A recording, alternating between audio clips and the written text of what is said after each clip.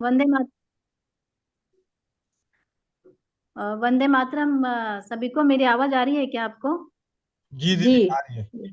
आ रही है। देखिए, मैं तो पहली बार बात कर रही, वैसे प्लेटफॉर्म पे कुछ गलती हुई तो मुझे पहले माफ कर देना। मैं मेरा छोटा सा अनुभव है, मैं आप सबसे शेयर करती हूँ। पहले सबको नमस्ते, जय श्री राम। तो थोड़ा सा घबराहट भी हो रही है क्योंकि पहली बार इतने सारे लोगों के बीच में बोल रही हूँ। ऐसे तो वन टू वन मैन, एक एक आदमी से तो बहुत बार ऐसे बातचीत हुई। ठीक है, मैं पॉइंट पे आती हूँ डायरेक्ट, ना तो बेटी उठ जाएंगी। सबसे पहले मैं ये बता दूं कि जो नेगेटिव चीज थी, डॉक्टर ने पहले ही बोल दिया था मुझे कि अभी आप माँ नहीं बन सकती हो। हेलो, आवाज आ रही है ना? हेलो। जी दीदी आवाज आ रही है। हाँ, क्योंकि पहली बेटी मेरी 2000 अक्टूबर 2015 में हुई थी ऑपरेशन से। वो भी डॉक्टर के बोलने की वजह से, क्योंकि उस टाइम भी मुझे पूरा दर्द आया था। पर उन्होंने बोला कि आपका बीपी बढ़ा है, हम ऑपरेशन कर देते हैं। अब मुझे तो कुछ समझा नहीं, ठीक है करो। 6 साल के बाद 2021 में सिस्ट डेवलप होने लगा, मतलब गार्ड एंडोमेट्रियोसिस सिस्ट।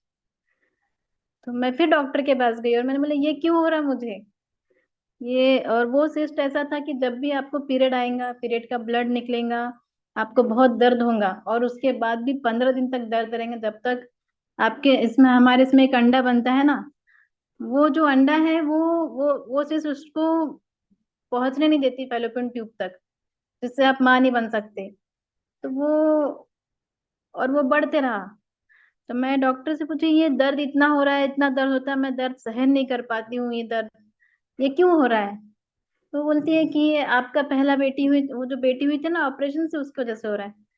तो मैंने अच्छा, तो ये सभी को होता है क्या? तो बोले नहीं, किसी किसी को होता है। नहीं, अच्छा इसका इलाज क्या है?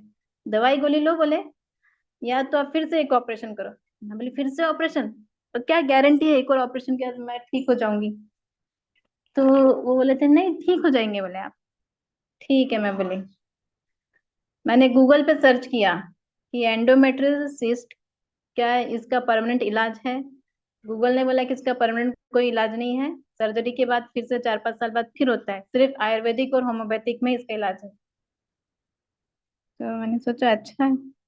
तब तो मेरे पास ना गोविंद भाई का नंबर था ना दीपक भाई का नंबर था, किसी का नंबर नहीं था। ऐसी दर्द में मैं रहती थी। पर डॉक्टर की दवाई मैंने खाना बंद कर दिया। पति ने बोला कि चलो सर्जरी करा लेते, मैं नहीं, अब सर्जरी नहीं कराना है। फिर एक दिन मेरे तेल की खाने वाले ने दीपक भैया का नंबर दिया, वो बोला कि इनसे बात करो, ये कुछ आयुर्वेदिक दवाई बताएंगे। मैंने ठीक है। दीपक भाई को मैंने फोन किया, तो उन्होंने मुझे हल्दी का काढ़ा, गोमूत्र अर्क बताया। चलो मैंने ठीक है, चलो ये करते हैं। वो किया तो कुछ आराम तो नहीं हुआ, पर किया। दीपक भाई से मदद मिली, उनके जरिए गोविंद भाई का भी नंबर मिला। यानी उन्होंने टेलीग्राम में बोला कि हमारा एक टेलीग्राम में हमारा रोज शाम को 8 बजे एक प्रोग्राम होता है, कुछ प्रोग्राम, उसको सुनिए आप। ने ठीक है, सुनते हैं। उसमें सुना, पर मेरा जो तकलीफ थी वो बढ़ते जा रही थी, वो सिस्ट बढ़ते जा रही थी, धीरे धीरे बढ़ रही थी। हर महीने पीरियड होगा, बहुत दर्द होगा, अंदर से ऐसा लगता कुछ घाव हो गया है। और वो धीरे धीरे 14 mm तक बढ़ रही थी। और डॉक्टर को मैंने पूछा इसका परमानेंट इलाज क्या है? बोले आप जब मेनोपेज आएगा तब ये खत्म होगा, या आप प्रेग्नेंट होंगी तब होगा। तो मैंने ठीक है, प्रेग्नेंट हो जाती हूँ। नहीं, बोले प्रेग्नेंट होना इतना आसान नहीं है, बोले अब आपके लिए। मैंने क्यों? ये सिस्ट की वजह से आप प्रेग्नेंट नहीं हो सकते, बोले। मैंने अच्छा। तो फिर मैं सोची अब क्या करूँ, होम्योपैथी दवाई शुरू की। उससे थोड़ा सा दर्द में राहत हुई, लेकिन साइज बढ़ रहा है उसका। मुझे हाथ में फील होता था उसका साइज धीरे धीरे धीरे धीरे करके बड़ा हो रहा है, और तकलीफ बहुत होती थी। फिर एक दिन गोविंद भाई का नंबर निकला, उनको फोन किया, पहली बार उनसे बात की। उन्होंने तो एक फोन पे ही मेरा फोन उठा लिया। मैंने उनको बताया ये सोनोग्राफी की रिपोर्ट है, डॉक्टर ऐसा बोल रहे हैं, क्या करूँ? ये इस वजह से हुई है, यानी सीजर ऑपरेशन से जो बच्चा जिनको हुआ है उनको ये ऐसा प्रॉब्लम चालू हो गई है। तो गोविंद भाई ने एक काढ़ा बताया, काढ़े में कचनार, रसोत, आंबा हल्दी, तेजपान पत्ता, गोरखमुंडी, इन इन सभी को मिक्स करके सुबह शाम लीजिए, उन्होंने कहा। मैंने वो भी किया। उससे थोड़ा दर्द में राहत हुई, क्योंकि अभी क्या करेंगे, जो जो जो बता रहे सब सब वो कर रहे हैं। कुछ तो तकलीफें दूर हो, पर तकलीफ कहीं से दूर हो नहीं रही थी। एलोपैथी वाले डॉक्टर बोले थे हार्मोनल थेरेपी करते। हार्मोनल थेरेपी में बहुत खर्चा आने वाला था, लेकिन गारंटी किसी की नहीं थी। आयुर्वेदिक और होम्योपैथिक में गारंटी थी, लेकिन समझ में नहीं आ रहा था ये तकलीफ कहाँ से दूर होंगी। ऐसा लगता था कि दूसरा बच्चा भी होना चाहिए। ऐसा करते करते 8 साल होते हो गए। 2021 के अक्टूबर से तकलीफ शुरू हुई, 2022 खत्म हो गया, तकलीफ दूर नहीं हो रही। 21-23 खत्म हो रहा है, कोई तकलीफ दूर नहीं हो रही है। फिर एक दिन मैंने यूट्यूब पे गोविंद भाई का जो चैनल है, उसमें उनका स्वमूत्र का वीडियो देखा। करीब 1 घंटे का, या जो वीडियो था पूरा देखा कि स्वमूत्र से विभिन्न प्रकार की तकलीफें दूर होती है। स्वमूत्र से आंख ठीक होती है। तो और उनके चैनल पे जितने स्वमूत्र के वीडियो थे मैंने सब देख डाले। तो मैं सोची ये क्या क्या बात कर रहे हैं, गाय का मूत्र ठीक है, गाय का मूत्र पी रहे हैं, गाय का अर्क गो अर्क पी रहे हैं, जैसे दीपक भैया ने बताया था, गाय गोमूत्र अर्क पियो। स्वमूत्र ये तो वेस्ट चीज है। ये तो हम सोचते हैं ये यूरिन तो वेस्ट है, सब लोग वेस्ट में बहाते हैं, डॉक्टर भी बोलते हैं यूरिन वेस्ट है, यूरिन ये कैसे पी सकता है कोई। तो फिर मैंने पढ़ा कि उन्होंने बताया था इनके वीडियो में, गोविंद भाई ने, कि भूतपूर्व प्रधानमंत्री मोरारजी देसाई, इन्होंने भी स्वमूत्र लिया था। इनके ही वीडियो में मुझे पता लगा स्वमूत्र से कई सारी दवाइयाँ, इंजेक्शन बनते हैं। मैंने सोचा चलो ठीक है, अब इतना सारा कर लिया, 2 साल से दर्द झेल रही हूँ मैं, 21 से, चलो करके देखते हैं।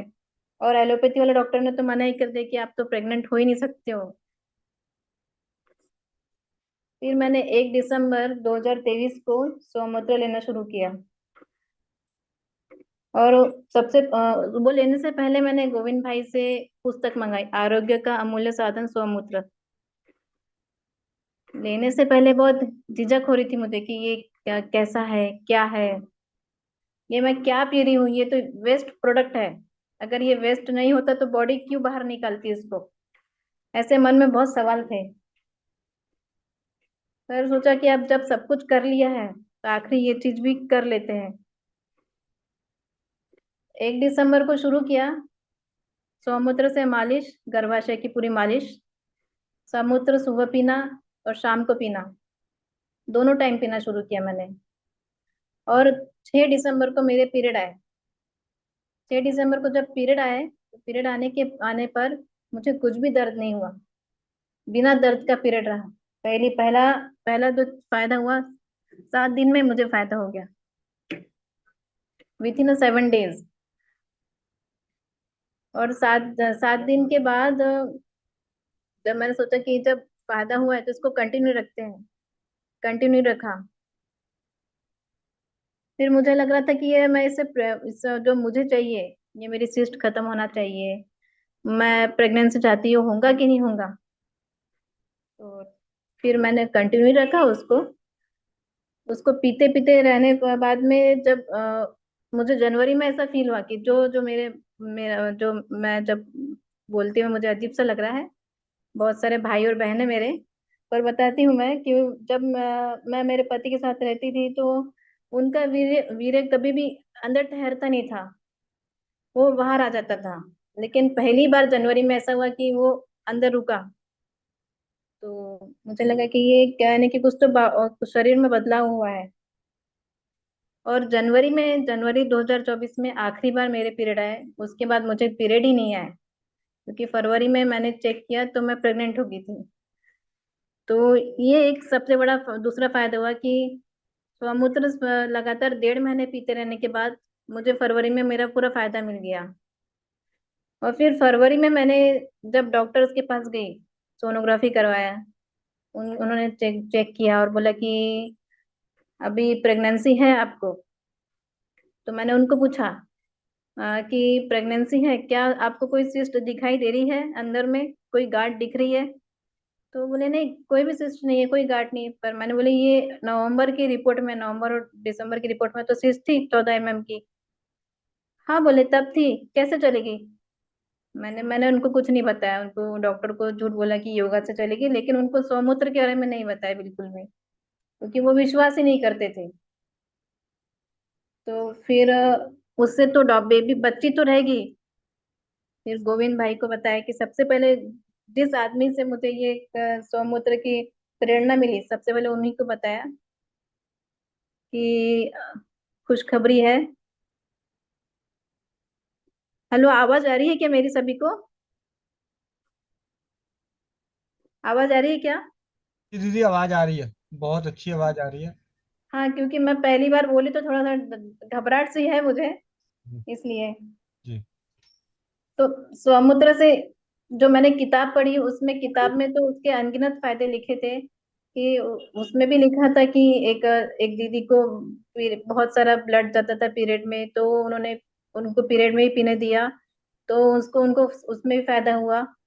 और आँख आँख धोने से, स्वमूत्र से आंखों की रोशनी बढ़ती है।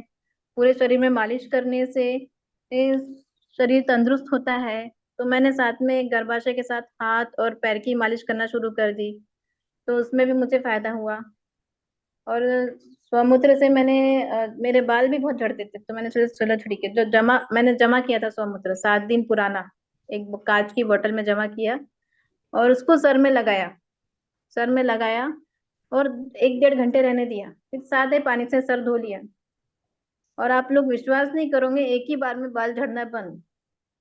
यानी जिस औषधि को हम बाहर ढूंढ रहे थे, यहाँ वहां पैसा खर्च करके, वो मेरे शरीर में ही था, मुझे पता ही नहीं था कि मेरे शरीर में ही है, और मेरे शरीर में वो गांठ को दूर करने की क्षमता है, और मेरे शरीर में ही है कि मैं वापस प्रेग्नेंट हो सकती हूँ। तो ये डॉक्टर क्यों ऐसा बोल रहे थे, क्यों हमको डरा रहे थे, मुझे समझ में नहीं आया। और जब मैं अभी प्रेग्नेंट हुई, तो फिर मैंने जो राजू दीक्षित जी के वीडियो में था कि अनार का जूस लेना है, उसमें चूना डाल के लेना है, तो वही शुरू किया।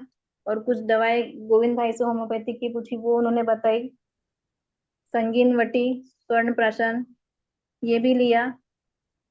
फिर घर वालों ने बोला कि डॉक्टर जब तुमको इतनी सारी दवाइयां लिख के दे रहे, फॉलिक एसिड की, बीपी की, थायराइड की, वो दवाई क्यों नहीं ले रही हो? बोले वो दवाई लो।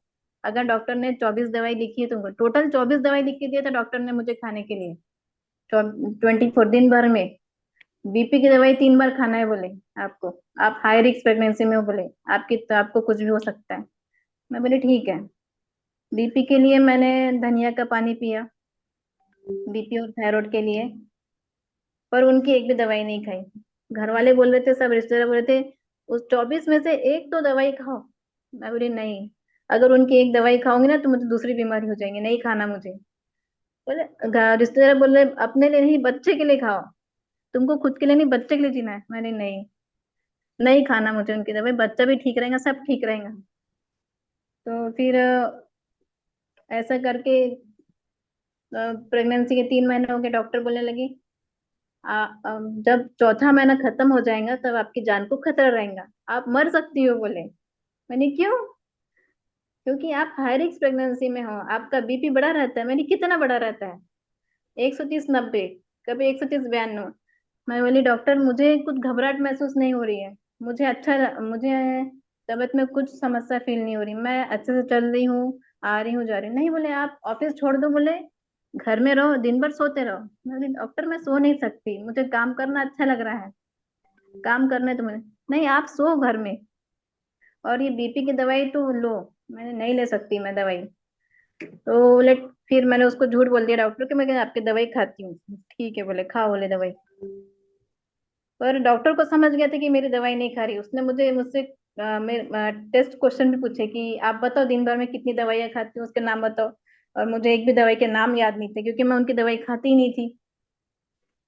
फिर बाद में उन्होंने बोला कि 6वें महीने के बाद देखिए, आप बोले आपका बच्चा कमजोर है, आप ये दवाई दवाई 4 बार खाओ। मैंने ठीक है, अगर इतना कमजोर पैदा होगा आपका बच्चा, आप ले लेके घूमना आपके बच्चे को, 5-6 लाख रुपए लगेगा बोले जब बच्चा पैदा होगा।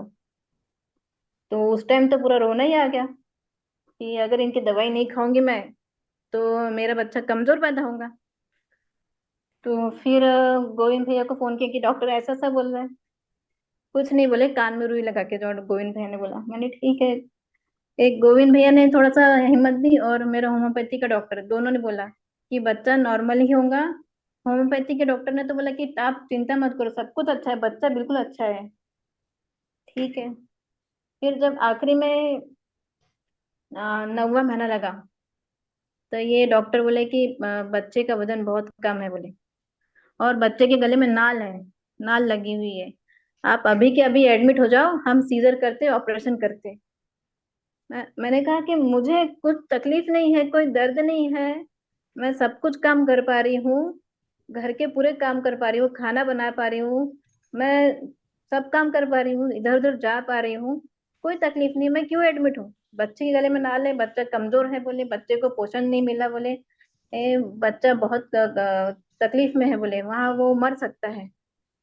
तो पति ने बोला कि हमको हमारे बच्चे के लिए रहना है, हमको बच्चा चाहिए बोले, बच्चा मर जाएगा। पिताजी ने बोला कि बच्चे की सांस अटक सकती, वो भी तकलीफ में है, तुमको समझ रहे हैं बोले, डॉक्टर की बात मानो और एडमिट हो जाओ और सीजर कर लो, ऑपरेशन कर लो। मैं बोली नहीं, पहला पहला बच्चा ऑपरेशन होने से एक वो सिस्ट डेवलप होने लगी, उसके लिए वजह से मैं इतनी तकलीफ में हुई, लेकिन अब मैं डॉक्टर की बात बिल्कुल नहीं मानूंगी, चाहे कुछ भी हो जाए। तो सब लोग बोलने लगे कि एक ऑपरेशन हुआ तो दूसरा भी ऑपरेशन ही होता है, नॉर्मल बच्चा होता ही नहीं है, चाहे आप तुम कुछ भी कर लो। नहीं, ऐसा कैसे नॉर्मल बच्चा नहीं होता? मेरा होम्योपैथी का डॉक्टर बोला कि नॉर्मल बच्चा होता है, गोविंद भाई बोला कि नॉर्मल होता है, और मुझे कोई तकलीफ नहीं, बच्चे का सर नीचे है, मुझे हाथ में फील हो रहा है, बच्चे की मूवमेंट बराबर है। तो मैं तो जिद करके उनसे लड़के मैं एडमिट ही नहीं हुई डॉक्टर हॉस्पिटल में, और एडमिट नहीं हुई कम से कम 3 सप्ताह में, 2-3 सप्ताह घर में रही। और जब दर्द हुआ तभी मैं गई, और ये भैया ने दी थी प्लासेंटिया क्लोरोफॉर्म, उसको साथ में रख के लेते रही। और ऑपरेशन थिएटर में जाने तक डॉक्टरों का पूरा मन था कि हमको सीजर ही करना है, उनके दिमाग में बैठा था कि हमको इसका ऑपरेशन ही करना है। मैं बहुत दर्द में गई। मैं ऑपरेशन थिएटर में अपना बैग अंदर लेके गई, बोले बैग क्यों लेके जा रहे हैं? मैं बोली मेरे भगवान की फोटो है, उसमें भगवान की फोटो नहीं थी, डॉक्टर से मैंने फिर झूठ बोला, उसमें थी प्लासेंटिया और क्लोरोफॉर्म, जो मुझे बार बार लेना था नॉर्मल डिलीवरी के लिए। वो मैं अंदर लेके गई साथ में, और उसको लिया मैंने। और जब वो पूरे मूड में ही आए थे कि इसका सीजर करने का है, हमने ये करना है, लाइट वेट लगा दिया, ये कर लिया, फिर उनको मैंने आखिरी में बोला कि नहीं, मैं इस पे साइन नहीं करूंगी, मुझे नहीं करना है, अभी आप कुछ भी करो। फिर उनको आखिरी में नॉर्मल ही करना पड़ा, और मेरी बेटी नॉर्मल ही हुई और अच्छे से हुई। हाँ, उसके गले में सिंगल नाल थी, लेकिन बच्ची को जान को कोई खतरा नहीं था। तो मेरा इतना था एक्सपीरियंस, इतना ही रहा कि डॉक्टरों ने इतनी सारी चीजें बोल के मुझे डराई कि पहला बोला आपकी जान, सबसे पहले बोला कि आप प्रेग्नेंट ही नहीं हो सकती। तो वो जो औषधि मेरे अंदर ही थी मेरे शरीर में, स्वमूत्र, उसकी वजह से मैं प्रेग्नेंट हो गई। दूसरा डॉक्टर बोल रहा है कि आपकी जान को खतरा है, फिर बोलता है कि आपके बच्चे की जान को खतरा है। मतलब वो हर एक चीज पे हमको डरा रहे हैं कि आप ऐसा करो, हमारी बात मानो, हमारी दवाइयाँ खाओ। और मैंने कहीं ये भी सुना था कि जब जो भी बच्चे ऑपरेशन से होते हैं तो डॉक्टरों को जो जितनी महिलाएं, उनकी महिलाओं के पेट से जो प्लासेंटा मिलता है वो बिल्कुल वैसा का वैसा मिलता है, वो रैप्चर नहीं होता है। नॉर्मल में क्या होता है, प्लासेंटा रैप्चर हो जाता है, तो वो उसको बेच के पैसा भी कमाते हैं, ऐसा मैंने सुना है। शायद हो सकता है इसलिए भी वो सीजर करवाते होंगे। और मेरे होम्योपैथी के डॉक्टर ने भी बताया कि वो सीजर, वो देख लेते डॉक्टर कि इनके पास पैसा है, ये हमारे पैसा भर सकते, 60-70 हजार रुपए हमको दे सकते, तो इनका हमको ऑपरेशन ही करना है। अगर आप उनको बता देंगे कि मेरे पास पैसा नहीं है बिल्कुल भी, मैं 1000 रुपए के ऊपर दे नहीं सकता, तो वो आपको बोलेंगे नहीं कि ऑपरेशन करो, वो बोलेंगे कि हम नहीं कर सकते, तो वो नॉर्मली करेंगे बोले। तो ये स्वमूत्र जो है, ये स्वमूत्र नहीं होके एक अमृत है। स्वमूत्र से जो आज मेरी जो बेटी हुई है, मुझे कंसीव हुई है, स्वमूत्र से बालों का झड़ना कम हुआ मेरा, स्वमूत्र से गर्भाशय स्ट्रांग हुआ मेरा। स्वमूत्र से मेरे जो यूटरस है उसको अ, जो वीर्य धारण नहीं कर पाता था मेरे पति का, वो उसमें रुकने लगा। तो और स्वमूत्र से एक अंदरूनी शक्ति भी मिल जाती है। और ये जो मेरी बेटी हुई थी जब हम हॉस्पिटल में थे पहले दूसरे दिन में, तब मेरी माता जी ने कहा कि ये अभी से बोले अपना जो सर है उठाने की कोशिश कर रही है। नॉर्मली बच्चे जल्दी सर उठा नहीं रहे, लेकिन वो हॉस्पिटल से सर उठा रही थी। मैंने अच्छा। और जब हम घर गए, उसको हुए थे कम से कम 15 या 20 दिन हुए होंगे। घर में एक दिन उसको बेड पे लेटाया हमने, और वो खुद ही अपने आप ऐसा करवट ली और खुद ही पूरा पलट गई। तो मैंने अपनी माता जी से कहा कि ये कोई एलोपैथी दवाई नहीं लेने का असर है। कोई भी एलोपैथी दवाई नहीं लिया है, सिर्फ आयुर्वेदिक होम्योपैथी दवाई लिया है। और बच्ची देखो पलट गई खुद से। तो माता जी ने बोला हाँ। और डॉक्टर ने भी जब ये बेटी हुई तो उसके बाद मुझे उसने एक ही बात बोला कि आपको एक भी स्ट्रेच मार्क नहीं है बोले आपके शरीर पे। ये कैसे हुआ? तो मैंने उनको कुछ नहीं बताया कि स्ट्रेच मार्क क्यों नहीं है, क्या नहीं है। मैंने ये सब आपकी दवाई है बोली। डॉक्टर को बोला कि आपकी दवाई से हुआ, स्ट्रेच मार्क नहीं है तो मतलब अ, हम प्राकृतिक है तो इसलिए कोई स्ट्रेच मार्क नहीं आया है। हेलो, मेरी आवाज आ रही है क्या सभी को? हाँ जी दीदी, आ रही है। हाँ, थोड़ा सा घबराहट सी हो रही है, मैं पहली बार बोल रही हूँ तो। बस मैं यही बोलना चाहती हूँ कि अगर हमारे पास कभी भी जिंदगी में कोई दवाई नहीं है, तो हमारे पास जो ये खुद की हमारी दवाई है, हमारी खुद की मेडिसिन है, ये सारी सभी बीमारियों में काम करती है। चाहे वो हार्ट हार्ट अटैक हो, आँख की परेशानी हो, या कोई भी हो, या हमारे शरीर में कुछ लग गया हो, कुछ घाव हो गया, उसको घाव को सुखाने की भी शक्ति हमारे स्वमूत्र में ही है। सारी बीमारियों के लिए वो एक अमृत जैसा काम करता है।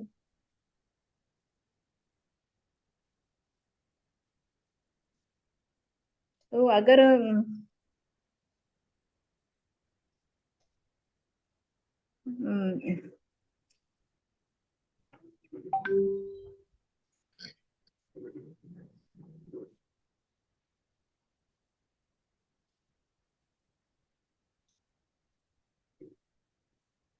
नहीं, नमन की कोई बात नहीं है, पर सिर्फ इतना है कि एलोपैथी की दवाइयाँ यूज मत करिए और डॉक्टर के डराने से बिल्कुल मत डरिए। डॉक्टर का काम है डराना, और उसने बहुत डराया है। अभी तक हमारे हमारे घर के लोग अभी भी डॉक्टर पे विश्वास करते हैं, लेकिन मेरा विश्वास उन पर से पूरा तरह से उड़ गया है। जब से मैंने पहली बेटी हुई, उससे इतनी परेशानी हुई। वो जो सिस्ट डेवलप हुआ, वो सिस्ट सही बता रही हूँ, एक एक 1.5 महीने में स्वमूत्र से खत्म हो गया। तो मैं खुद आश्चर्यचकित हूँ। एक एक सप्ताह में जब दर्द खत्म हो सकता है पीरियड का, और 1 महीने में हमारा सिस्ट खत्म हो सकता है, हमारी खुद की दवाई खुद का स्वमूत्र से। और डॉक्टर से भी उसको डॉक्टर ने बोला था कि हम गारंटी नहीं लेते कि आपका एंडोमेट्रियोसिस खत्म होगा कि नहीं होगा। वो भी 2-3 साल लगेंगे, 5-6 साल लगेंगे, कुछ हम गारंटी नहीं ले सकते। मैंने, जब आप गारंटी नहीं ले सकते हो तो किस बात की दवाई दे रहे हो, मन में ऐसा सोचा। और पति को बोला कि डॉक्टर को तो नहीं बोला। और एक डॉक्टर से तो मैंने झगड़ा कर लिया था। उसको मैंने बोला कि जब मैं प्रेग्नेंट थी 8वें महीने में बोला था कि आप एडमिट हो जाओ। मैंने, क्यों एडमिट हूँ मैं? बोले ये आपकी उम्र ज्यादा है। मैंने, कितनी उम्र है? 35-36 है। माँ नहीं बन सकती? बोले माँ नहीं, बोले माँ तो बन गई हूँ, लेकिन बोले आप एडमिट हो जाओ क्योंकि ये आपकी प्रेगनेंसी नॉर्मल नहीं है। मैंने, नॉर्मल प्रेगनेंसी है। आईवीएफ के जरिए मैं प्रेग्नेंट नहीं हुई, मैं खुद से, हमने खुद की जो है नेचुरल प्रक्रिया, उससे प्रेग्नेंट हुई। मैं एडमिट क्यों हूँ? नहीं, बोले ये जो आप ये क्या नॉर्मल है क्या? बोले इस उम्र में जाके प्रेग्नेंट होना आसान बात है क्या? और वो भी एंडोमेट्रियोसिस था, आपको सिस्ट था। मैं बोली अब नहीं है, पर मैं नहीं एडमिट होंगी। ठीक है बोले, हमारा हम नहीं करते बोले आपकी डिलीवरी। मैंने, ठीक है मत करी, मैं चाहती हूँ। मैं उस डॉक्टर के पास एडमिट ही नहीं हूँ। तो पति ने भी बहुत नाराज हुए कि आप क्यों नहीं सुन रही डॉक्टर की बात? डॉक्टर भी देखो बोल रहा है, तुम क्या डॉक्टर से बढ़ के हो गए हो क्या? मैं बोली डॉक्टर से बढ़ के नहीं हुई, लेकिन मैं अपने शरीर को जानती हूँ कि मेरा शरीर क्या बोल रहा है। वो बातें करता है मेरा शरीर, वो मेरा शरीर को डॉक्टर नहीं जानता है। मुझे पता है कि मेरे शरीर में क्या महसूस हो रहा है, क्या नहीं महसूस हो रहा। तो ये मैं उनकी दवाई नहीं खा सकती और अभी एडमिट नहीं हो सकती जब तक मुझे दर्द नहीं होगा। तो ये छोटी सी कहानी सौमूत्र की, लेकिन इसके लाभ लाभ बहुत बहुत सारे हैं और बहुत बड़े हैं। ये बिल्कुल फ्री दवाई है, गरीबों की दवाई है। अमीरों के लिए तो डॉक्टर है, लेकिन जो गरीब लोग हैं उनके लिए सबसे फ्री और अमृत के समान ये दवाई है। अगर हमको कभी बुखार हो गया तो हमारे समुद्र में एंटीबॉडीज है। हाँ, मैं भूल गया, मैं प्रेगनेंसी में बुखार भी आया था, थोड़ा सा हल्का सा ठंडी लग रही थी, तो मैंने अपना समुद्र फिर से एक बार पी लिया 7वें महीने में। तो बुखार भी लगभग एक दिन में ठीक हो गया। तो आप इसको हर एक बीमारी में यूज कर सकते हो। आप उसकी किताबें मंगवाइए, किताबें पढ़िए, गूगल पे सर्च करिए। पर हाँ, ये है कि इसका कोई वैज्ञानिक प्रमाण नहीं है लोगों के पास। नील आर्मस्ट्रांग जो थे उनकी भी एक किताब है, वाटर ऑफ लाइफ, इंग्लिश में है। उन्होंने भी उसमें सौमूत्र का उपयोग करके अपनी तबीयत ठीक की थी। और एक आरोग्य का अमूल्य साधन, वो एक किताब पढ़ी है मैंने, शिवाम्बु गीता। ऐसी बहुत सारी चीजें हैं सौमूत्र के बारे में, तो आप भी देखिए। लेकिन जो भी किसी को कोई प्रेग्नेंट रहता है या प्रेगनेंसी नहीं हो रही है, तो एक बार आप ये आखिरी चीज समझ के इसका उपयोग करिए। आपको सच में चमत्कारिक लाभ मिलेंगे। क्योंकि डॉक्टर तो डराने का काम करते हैं। वो बोल सकते हैं आपको, आपके बच्चे में जेनेटिक डिसऑर्डर है, आपके बच्चे में ये है, आपके बच्चे को ऐसा हो सकता है, आपके बच्चे को वो हो सकता है, आपको ये तकलीफ है, वो तकलीफ है। लेकिन नहीं, एक बार आप करिए। आपको कोई तेल लगाने की जरूरत नहीं सर में, आपके सर के बाल इससे बहुत मुलायम हो जाते हैं। मैंने अब तो मैं उसको हर सप्ताह धो लेती हूँ उसको लगा के। तो बाल एकदम मुलायम होते हैं, सॉफ्ट रहते हैं, और कोई भी स्मेल नहीं आता जैसे किसी किसी को लगता है कि बहुत बास आती होंगी। नहीं, कुछ भी बास नहीं आती है। और कभी मैं अगर मेरा जो बुरा लगेगा, कभी कहीं मैं कहीं बाहर वॉशरूम में गई, तो मुझे ऐसा लगता है कि मैं मेरा अमृत वेस्ट कर रही हूँ, ये अमृत मेरा वेस्ट जा रहा है। तो ऐसा लगता है कि इसको कहाँ कहाँ मैं संभालूं। सच में ये एक बहुत दिव्य औषधि है, जो हमारे शरीर में खुद ही रहती है। तो इसके बारे में मैंने पढ़ा तो पता लगा कि जो जो तत्व हमारे खून में होते हैं वो तत्व हमारे स्वमूत्र में होते हैं। सिर्फ इसको लेना ऐसा है कि शुरुआत का और आखिरी का छोड़ के बीच वाला लेना है। तो वो बीच वाला एकदम अमृत समान रहता है, साफ रहता है। शुरुआत को जो टॉक्सिक चीजें रहती है शुरुआत और आखिरी वाली चीज में रहती है। बस भैया इतना ही बोलना था। जी दीदी, बहुत बहुत धन्यवाद। हाँ। बहुत बहुत दिल से धन्यवाद। क्योंकि दीदी सबसे बड़ा धन्यवाद इसलिए कि आज के समय में जहाँ स्वमूत्र को हीन भावना से देखी जाती है, उस जगह पे आपने मुरारजी देसाई से भी 10 कदम आगे आके, उन्होंने तो अपने जमाने में बोला था, आज इस जमाने में बोल रहे हैं जहाँ विज्ञान का जमाना है, वहाँ पे आके अपने अनुभवों को शेयर किए खुले मंच पे। इसके लिए कोटि कोटि नमन, दिल की गहराइयों से हार्दिक धन्यवाद। नहीं, और थोड़ा सा 1 मिनट, मैंने यूट्यूब पे वीडियो भी सुना था, मराठी में था। जो एक गायनेकोलॉजिस्ट थी, वो गायनेकोलॉजिस्ट होने के बावजूद भी प्रेग्नेंट नहीं हो रही थी, तो उसने स्वमूत्र का उपयोग करके किया तो वो प्रेग्नेंट हुई। तो बहुत सारे लोग स्वमूत्र का उपयोग करके प्रेग्नेंट हो रहे हैं, लेकिन बताते नहीं है। और इससे बहुत सारे उन्होंने फायदा भी लिया है। जी दीदी, और हाँ। आपको भी मैं बता दूं, मैं कई बहनों को, कई ऐसी बहनें थी जो झिझक रहती थी, तो मैं आपका नंबर देता था। आप उनसे बात करती थी, उनके विश्वास को बढ़ाती थी।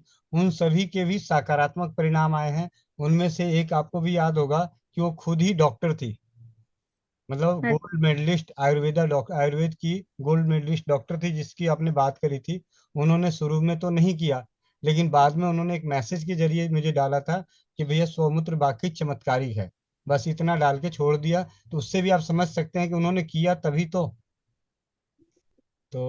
कई जगह हाँ। पे ये चीजें हैं, और बहुत ही अच्छा। दीदी, एक दो बहनों का सवाल था कि गर्भावस्था के दौरान आपने अपने खान पान को क्या रखा। गर्भावस्था के दौरान मुझे पहले से, मैंने एक बहुत पहले राजू दीक्षित का वीडियो देखा था। जब ये सिस्ट होने लगा था तब देखा था, तो उनके वीडियो में मैंने देखा था, अनार का जूस लीजिए, उसमें चूना डाल के लीजिए। तो वो लेना शुरू किया। और ज्यादातर मैं नेचुरल फल ही लेती थी। डॉक्टर की एक भी दवाई नहीं ली बस। मैं मेरा रिक्वेस्ट है डॉक्टर की, वो फॉलिक एसिड, वो जो भी देते हैं वो मत लो, वो हेल्थ के लिए कुछ भी अच्छा नहीं है। तो नेचुरल चीजें है ना, नारियल पानी दिन में 2 बार लिया, क्योंकि वो डॉक्टर डराते थे पानी कम है पानी कम है। तो अनार का जूस, और जितने फल, जो फल मुझे खाने में अच्छे लग रहे थे, जैसे कुछ कुछ बच्चे प्रेग्नेंट होने के बाद हमको कुछ कुछ फल आकर्षित करते हैं। तो मुझे कभी जाम अच्छा लग रहा था, कभी जामुन अच्छा लग रहा था। तो जो अच्छे लग रहे थे वो खाए, पर अनार का जूस तो पक्का लिया, कभी बीट का भी लिया। अ, हाँ, और 7वें महीने के बाद से मैंने मेथी दाना चालू कर दिया। राजू दीक्षित केस में देखा था कि मेथी दाना प्रेग्नेंट वुमेन में लेडीज ने जरूर खाना चाहिए। तो मेथी दाना वो खाना शुरू कर दिया मैंने 7वें महीने से। मेथी दाना तो पक्का लीजिए। जी दीदी, बहुत बहुत धन्यवाद। अब आप में से किसी भी बहन को कुछ पूछना हो, ऐसे आपको बधाइयाँ मतलब बहुत मिली। और सारी बहनों ने दिल से आपके इस अनुभव को सुना बड़े ध्यान से। और अभी कुछ हैंड रेस है, उससे पहले मैं अपनी हमारी जो टीम लीडर हैं रीना रानी दीदी, और एक चीज़ और बता दूं दीदी, स्वस्थ समृद्ध परिवार और स्वास्थ्य फ्रीडम केयर के मंच को देखते हुए इन्होंने स्वास्थ्य फ्रीडम केयर से जुड़ने का भी निर्णय ले लिया है। और हाँ। और इन्होंने अपना स्वास्थ्य फ्रीडम का पैड बहुत पहले ही मंगा लिए थे, जबकि गर्भावस्था में थी, फिर भी इन्होंने मंगाया, जिससे कि उस दिन जब जरूरत पड़े तो उसका प्रयोग करें। तो दीदी, क्या आपने वो प्रयोग किया? उसके अनुभव कुछ, उसके बारे में 2 शब्द। हाँ, वो पैड मैंने हॉस्पिटल में लेके गई थी और उसी का यूज किया। और वो पैड इतना अच्छा था कि उसमें, जैसे पहले जो पुराने लेते थे विस्पर वगैरह, वो तो बंद कर दी थी मैंने, कपड़ा लेना शुरू कर दिया था। लेकिन वो पैड लेने के बाद कुछ स्मेल नहीं आता था, वो आसानी से सोख लेता था, और कंफर्टेबल था, और कुछ ईचिंग नहीं होती थी उससे। पैड अच्छा था। और मेरे दिमाग में एक और चीज आई थी भैया, जैसे हमने ये पैड बनाया है, तो ये बच्चों के जो डायपर आते हैं, क्या हम वो भी बना सकते हैं क्या? जी दीदी, जरूर बनेगा। हाँ, तो वो प्राकृतिक यूज करने के बच्चों के लिए वो यूज कर सकती है माता। जी। और अभी मैं आपको ऐसे एक देसी तरीके से, जुगाड़ू तरीके से, क्योंकि आपको पता है मेरी बुद्धि उल्टी चलती है, तो आपने क्या करना है, बच्चों को ना, पहले माँ रुमाल का लंगोट बांधती थी, बच्चों को कभी भी नीचे का कपड़ा नहीं पहनाया जाता था, रुमाल को तीन कोना बना के उसी को बांधा जाता है। तो आप रुमाल पे ही इसको चिपका दीजिएगा, उससे क्या है कि कम से कम थोड़ा सा तो बिस्तर कम खराब होगा। हम्म। हाँ, इस पैड को आप उसी पे, मतलब बड़े से रुमाल का बड़ा रुमाल, जैसे गमछा या ऐसे थोड़े बड़े साइज का लीजिए, और उस पे उसको चिपका दीजिए इसी पैड को, और देसी डाइपर खुद ही बना लीजिए जब तक। ठीक है। ठीक है। और भैया जी, बच्ची इतनी शांत पैदा हुई है ना, वो कभी भी रात में परेशान नहीं करती है, बहुत ही शांत है, बिल्कुल तकलीफ नहीं देती है मेरी। क्या डॉक्टरों ने डराया, मुझे समझ में नहीं आता। जी। हाँ। हाँ, रीना दीदी, आप अपने माइक को अनम्यूट कर लीजिए। जी। बहुत बहुत धन्यवाद प्रियंका जी। आपने आज सभी बहनों की दिमाग की बत्ती खोल दी, और इतनी हिम्मत मिली है इन बहनों को जो आज मीटिंग में आई है, कि हम इससे बढ़िया प्लेटफॉर्म पे तो कहीं हो ही नहीं सकते, जहाँ पे हमें इतने अच्छे अनुभव मतलब सुनने को मिल रहे हैं। सबसे ज्यादा आपके आज अनुभव ने इनका डर गायब कर दिया, क्योंकि जो हो रहा है वो सब डर की वजह से हो रहा है। आज ये निडर बन गई, और अब ये किसी को कटने भी नहीं देंगे। किसी का ये ऑपरेशन, मतलब जब तक इनके अंदर मतलब वो रहेगी ना, बताने की क्षमता रहेगी, तो ये किसी को कटने तो नहीं देंगी, किसी का ऑपरेशन नहीं होने देंगी। और आपका जो सोमूत्र का अनुभव है वो तो बहुत बढ़िया है। और ये जो इसके बारे में मैं आपको बताऊं, मैंने भी बुक मंगवाई थी भैया से, उसको पढ़ा, काफी दिन सुना देखा, एक ग्रुप में भी ज्वाइन हुई जो समुद्र के ऊपर ही बातचीत करते हैं। सबसे पहले बहुत मतलब मुझे भी लगा कि अरे क्या अजीब सी बात है, ऐसे क्या, कैसे होगा, ये कैसे लेना होगा। लेकिन जब तक सुनती रही, पढ़ती रही, मतलब किसी से कुछ कहा नहीं, लेकिन जद्दोजहद बहुत हुई मन में कि कैसे लूं कैसे लूं। और फिर एक दिन हिम्मत करके मैंने लेना शुरू किया। तो मैं आपको बताऊं, मैं इसको नियमित लेती हूँ, सिर्फ पीरियड में नहीं लेती, बाकी नियमित लेती हूँ। और अपनी आंखें भी इसी से धोती हूँ सुबह। मतलब पहले जो मूत्र होता है उसको गिलास में लेके और थोड़ा सा निकाल लेती हूँ। आई कप मैंने ली हुई है उसमें निकाल लेती हूँ और बाद में उसको लेती हूँ। आज पहली बार मैं इस प्लेटफॉर्म पे ये बात बोल रही हूँ, लेकिन मुझे बड़ा गर्व हो रहा है इस बात को बोलते हुए कि मैं भी ले रही हूँ। मतलब वो चीज होती है ना कि मैं पीछे नहीं हूँ। यानी जिस चीज को भी सुना, अनुभव किया, पढ़ा, मतलब पर मुझे टाइम लगा। मतलब कम से कम मुझे 2 महीने लगे अपने आप से, अपने अंदर के इस उसको निकालने के लिए कि अरे ये क्या है, क्या लेना चाहिए, कैसे लूंगी, इसमें से स्मेल आती है, ये है वो, मतलब काफी सारे जो क्वेश्चन थे वो क्लियर हुए। पर मैंने लिया और अब मैं रेगुलर लेती हूँ। और आपके अनुभव को सुनने के बाद तो मतलब बहुत अच्छा लगा, बहुत बढ़िया। आपके लिए तो एक क्लैपिंग जरूर है। तो सभी बहनें, हैट्स ऑफ। और गर्व है हमें आप पे, जो आपने इतना अच्छा अनुभव शेयर किया। बहुत बहुत धन्यवाद। जी दीदी। अब मैं कुछ हैंड रेस हैं, उनके हैंड रेस ले लेते हैं। अंजू, अंजू दीदी। हाँ, मैं भी आज ना इस पे ही आज अपनी एक्सपीरियंस शेयर कर रही हूँ कि एक बार मेरी टांग जल गई थी। और आधी आधी लगभग टांग, तो बहुत बड़ा छाला हो गया था। तो मैंने ये सब मूत्र यूज किया, इस टाइम पे मेरी टांग पे कोई निशान नहीं है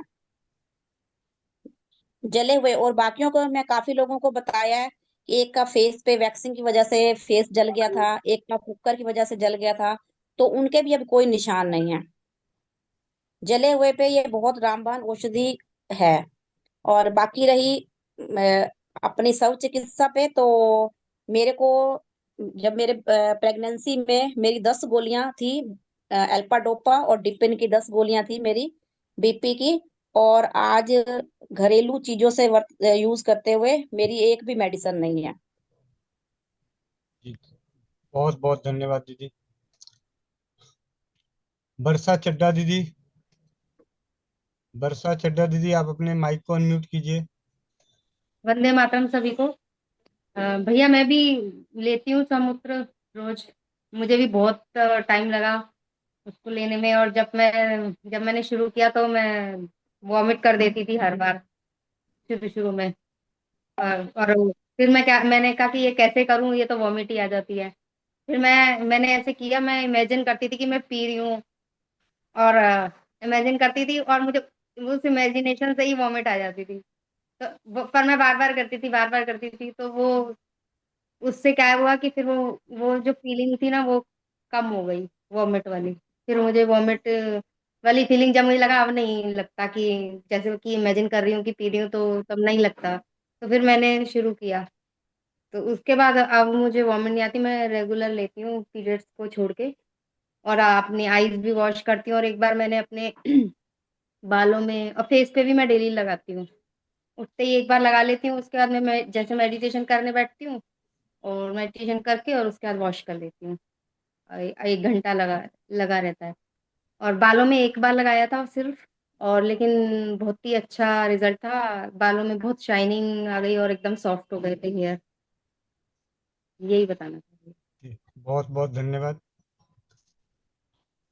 मोनिका साहू दीदी, आपके माइक को अनम्यूट किया गया है। वंदे मातरम सभी बहनों को, वंदे मातरम गोविंद भैया जी। और प्रियंका दीदी को तहे दिल से धन्यवाद, जो इस प्लेटफॉर्म पे इतना अच्छा अपना अनुभव शेयर किया और सभी बहनों को हिम्मत जगाई। क्योंकि ये कहीं ना कहीं अब कर तो सभी सकती है बहनें, पर करने की हिम्मत जो आज आपने जगाई ना, वो अनुभव से जो हिम्मत आती है वो यही होती है। जो आपने देखा ही होगा, सब बहनों ने चैट में भी लिखा, सब बहनें हिम्मत दिखा रही थी। और हम कहीं ना कहीं दादी नानी जब तक बनेंगे तब तक हमें ये अनुभव याद रहेगा। तो हम किसी को, जैसे रीना दीदी ने कहा, कटने नहीं देंगे, ये वाली बात है। और साथ में मैं मेरा अनुभव भी शेयर करूंगी कि स्वमूत्र चिकित्सा के बारे में मेरे दादाजी जब हम छोटे थे तब से ही इसके विषय में बताते थे। पर हम उस समय इसको ऐसे ही करते थे कि घृणा वाला शब्द जो है ना वही सोचते थे। पर मुझे भी पायरिया रोग था, छोटी थी मैं तभी, पायरिया था, तो मुझे सौमूत्र से कूला करने के लिए दादाजी ने बोला था।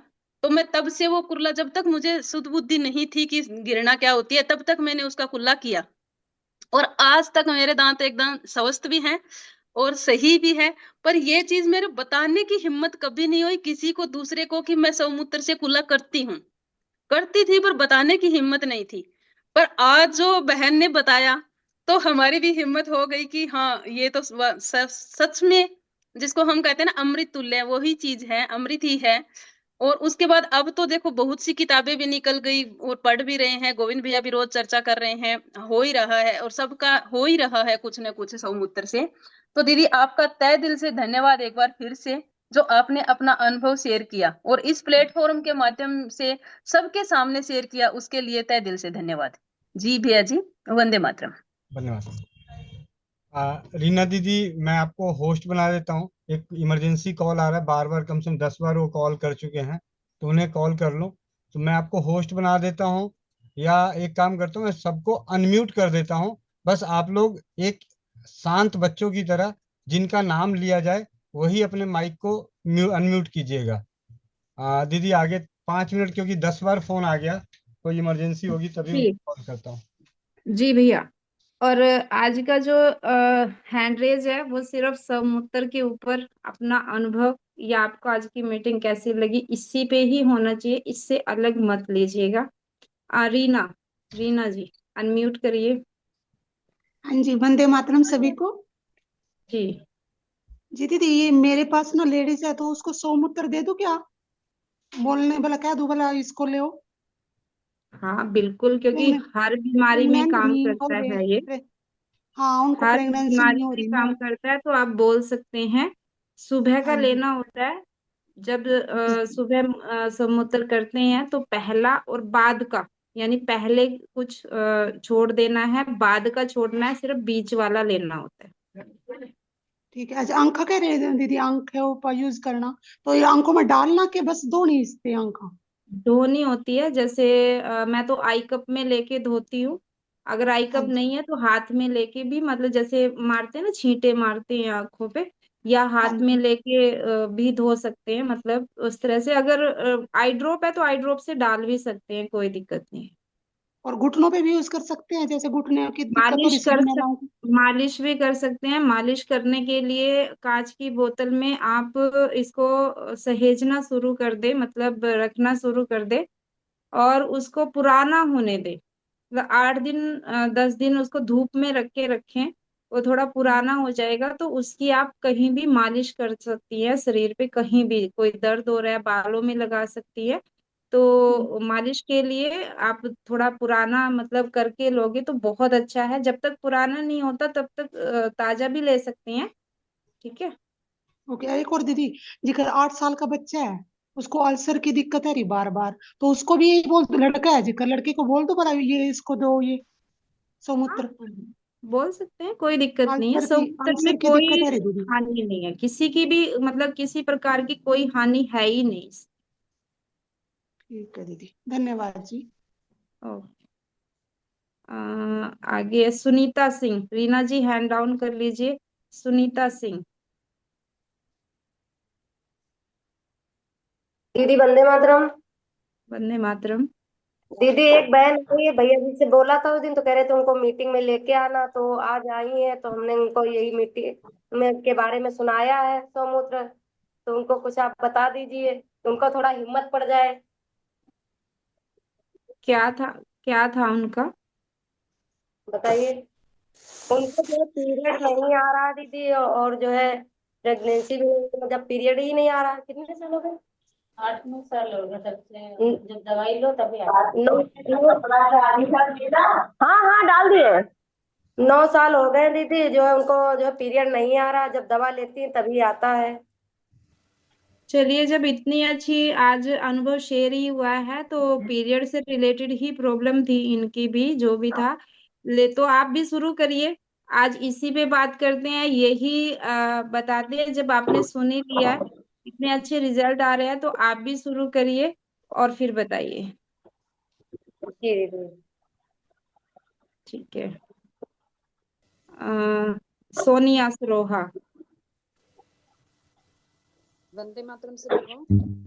वंदे मातरम। मुझे ये पूछना था, जैसे मैं तो रात को 2-3 बार उठ के बात हो जाती हूँ, तो जैसे मान लो पहले तो सोते टाइम ही जाते हैं 10 बजे, फिर 12 बजे, उसके बाद फिर 2-2 बजे, तो फिर मैं किस टाइम का ले सकती हूँ? ये 4 बजे के बाद का, इसमें बोलते हैं कि 4 बजे के बाद का 4 बजे तक एक हार्मोनस इसमें आता है जो काफी चमत्कारिक होता है। तो हमें जब हम सो के उठते हैं ना, मतलब जैसे आप जब भी उठते होंगे 4 बजे 5 बजे, उस टाइम जो भी आप मूत्र करते हैं तो वो वाला यूज करना है। तो उसको तुरंत पीना होता है या थोड़ी बहुत देर बाद भी, जैसे मान लो रख के उसके बाद पी सकते हैं? नहीं, उसको तुरंत 1-2-3 मिनट के अंदर ही ले लो, क्योंकि जितना उसको रख के रखोगे उसका स्वाद उतना ही अजीब सा होता जाएगा। तुरंत का स्वाद ठीक रहता है, तो तुरंत ही ले लो। दीदी जैसे मान लो कभी किसी वजह से उस टाइम लेना भूल जाए, तो दिन में भी किसी और टाइम ले सकते हैं? ले सकते हैं, लेकिन सुबह का सबसे बढ़िया बताते हैं, वैसे ले सकते हैं। ठीक है दीदी, एक और क्वेश्चन था मेरा। हम्म। जैसे मान लो प्रेगनेंसी के लिए, लेडीज के लिए तो हमें पता चल गया, जैसे कई बार ना कहते हैं भी जेंट्स में अगर शुक्राणु नहीं बनते हैं या उनका शुक्राणु कमजोर होते हैं, जिसकी वजह से लेडीज का मान लो अंडा बार बार खराब हो जाता है, तो क्या हम्म। उनको भी ये फायदा करेगा अगर जेंट्स लें तो?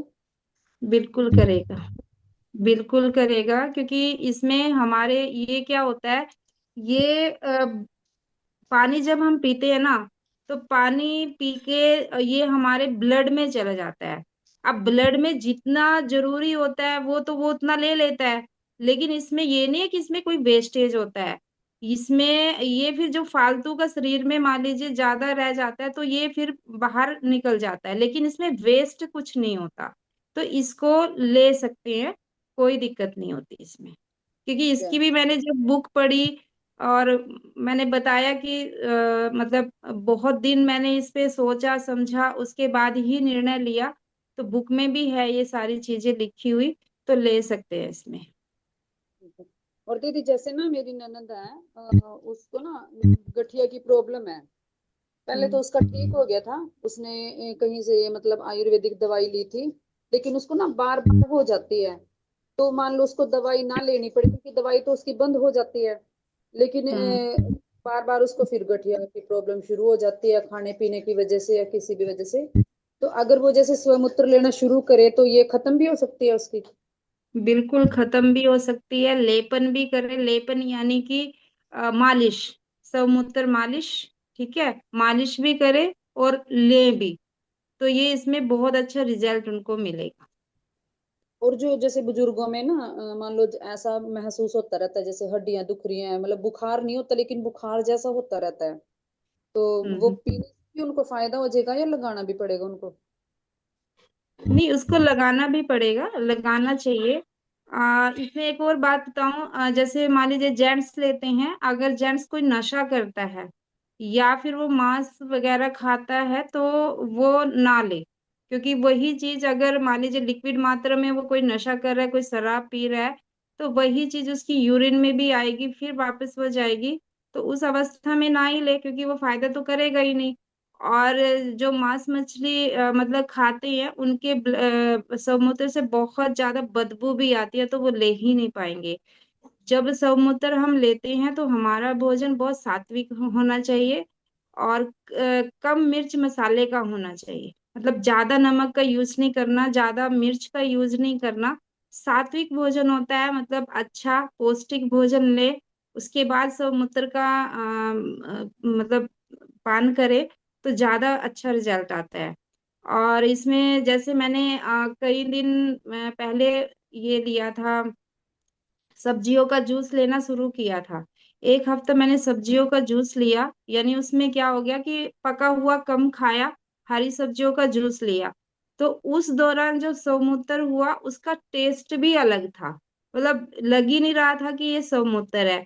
और जब मतलब वो नहीं ले रहे थे, तब उसके उससे पहले का लेते थे जब, तो उसमें ऐसा आता था जैसे नमक वाला स्वाद आता है, जैसे नमक मतलब क्योंकि हम नमकीन, वही अब नमकीन भोजन करते हैं तो वो वाला स्वाद रहता था। और जब सब्जियों का जूस मैंने पिया उस दौरान के जो समुद्र था वो, उसमें बिल्कुल कोई नमक वाला मतलब कोई सिस्टम था ही नहीं, कोई ज्यादा स्मेल नहीं थी, बहुत अच्छा, मतलब वो टेस्ट अलग था और वो टेस्ट अलग था। तो ये रहते तो सात्विक भोजन वाले का समुद्र बहुत अच्छा रहेगा, तो वही ले। ठीक है। हाँ जी दीदी, एक मेरा मतलब फीडबैक भी है। वैसे मैंने कभी जी। इस चीज पे गौर नहीं किया था, लेकिन जैसे मतलब जब तक रसोई घर ये चिकित्सा से नहीं जुड़े थे ना, तो यूट्यूब पे घरेलू चीजें देखते थे। तो मेरा छोटा बेटा है ना, जो बचपन से ही बहुत कमजोर था, इसलिए मैं उसको ना कभी भी दवाई वगैरह नहीं देना चाहती थी। तो उसको ना हम्म। कई बार गहरी चोट लग जाती थी, जैसे सिर में लगी गिरने की वजह से, या हाथ पे चोट खा ली, या ऐसे। तो बचपन से ही लेके ना उसको जब भी चोट लगती थी ना, मैं उसको ना बाथरूम का ही पोहा लगा देती थी, उसका ही बाथरूम करवा के उसी का पोहा लगा दे के ऊपर पट्टी बांध देती थी। और हम्म। उसको आज भी वही आदत है, जब भी मान लो उसको कहीं भी चोट लगती है या मुझे ही चोट लग जाती है ना, तो वो भी यही कहता है, मम्मी मेरा सुसु आया है और आप पोहा गीला करके लगा लो। और अब खुद को भी चोट लगती है तब भी यही कहता है, मम्मी मेरा बाथरूम का ही पोहा लगा दो। तो वो उसी से ठीक होता है और मैं उसको वही लगाती हूँ। और आज तो बल्कि मन में ये आया कि उसको पीने की आदत भी डालूंगी, वो धीरे धीरे हो जाएगी तो और भी अच्छा होगा। बिल्कुल बिल्कुल, बहुत बढ़िया। आपने तो पहले ही बेहतरीन फीडबैक ले रखा है। और इसको सौमूत्र तो हम बोल रहे हैं, वैसे इसको शिवाम्बु कहते हैं। शिवाम्बु यानी शिव का अंश मतलब बोलते हैं। तो नाम भी अगर हम सब मूत्र कहेंगे तो फिर भी कोई फीलिंग आएगी, बैड वाली फीलिंग आएगी मन में। लेकिन अगर हम कहे कि मैं शिवाम्बु लेती हूँ, तो शिवाम्बु में एक अच्छा मतलब अनुभव रहता है और वो फीलिंग भी नहीं आती। तो शिवाम्बु चिकित्सा भी इसको बोलते हैं। जी दीदी। इंदु जी, इंदु। वंदे मातरम दीदी। वंदे मातरम। मैंने बताया था ना कि मेरे को मोनोपोज हो रखा, तो मैं आज सोच रही मौका मिला पूछ लूं कि इससे मेरी डेट भी आ जाएगी पीने से। आप इसे लीजिए, ये शरीर के अंदर जैसे जितनी भी कमियां होती हैं उनको धीरे धीरे दूर करता है। ठीक है। तो ये मान लीजिए अंदर की कमियों के बारे में हमें पता ही नहीं कि क्या क्या है क्या क्या नहीं है। एक्चुअली ये वहीं जाके असर करता है जहाँ पे जरूरत होती है। तो जैसे इनकी जरूरत, मान लीजिए इनको प्रियंका जी को सिस्ट थी, तो इन्होंने 7 दिन में सबसे पहले वही वर्क करना शुरू किया जहाँ पे सबसे ज्यादा जरूरत थी। तो आप इसको लीजिए और अपना अनुभव शेयर कीजिए, ये मान के कि मैंने अपने शरीर को की कमियों को पूरा करने के लिए इसको ले रही हूँ। तो ये आपको रिजल्ट तो जरूर देगा और एक अलग सी एनर्जी भी आएगी आपके शरीर में। एक मेरा फीडबैक भी था दीदी। जी। जैसे देखा होगा कि आपने अब तो डॉक्टर के पास जाते हैं, गांव में बोलते थे कि आंख में दाना सा निकल जाता, तो उसको गांव की भाषा में अंजनियारी बोलते थे। हम्म। तो कहते थे वो किसी भी चीज से ठीक नहीं होता था तब तो लोगों को, मतलब अब तो हम इसमें सुन रहे, पता चला तब तो कुछ ना फोन थे ना कुछ थे। बचपन में कहते थे कि जब सुबह सुबह सूसू करने जाओगे ना, तो उसका हम्म। सूसू का झाग बोलते थे। तो झाग तो कहाँ सूसू ही लगता था उंगली पे तो बोले उसको झाग को अपनी अंजनियारी पे लगा लेना, तो ये घिन मान के चली जाएगी। तो ऐसा ही होता था, वो लगाते थे तो आंख का दाना ठीक हो जाता था। तो हम्म। चमत्कार तो शुरू से ही है, तो अब तो पता जी। नहीं। अभी तो अब पता चल रहा अब। जी जी बिल्कुल, और ये तो वाकई में ही है, हमारे इधर भी ऐसे ही बोलते थे कि जब भी अंजनी हारी निकले तो अपना ही सुसु लगा लो। ये घिन मतलब वही चीज आती है, जोड़ा इसे इसी चाहिए कि ये घिन करेगी और ये खत्म हो जाएगी। तो ये अनुभव वाकई में ही है और अच्छा रिजल्ट भी आता है। तो बहुत बहुत धन्यवाद अनुभव शेयर करने के लिए। मुकेश। धन्यवाद मुकेश जी।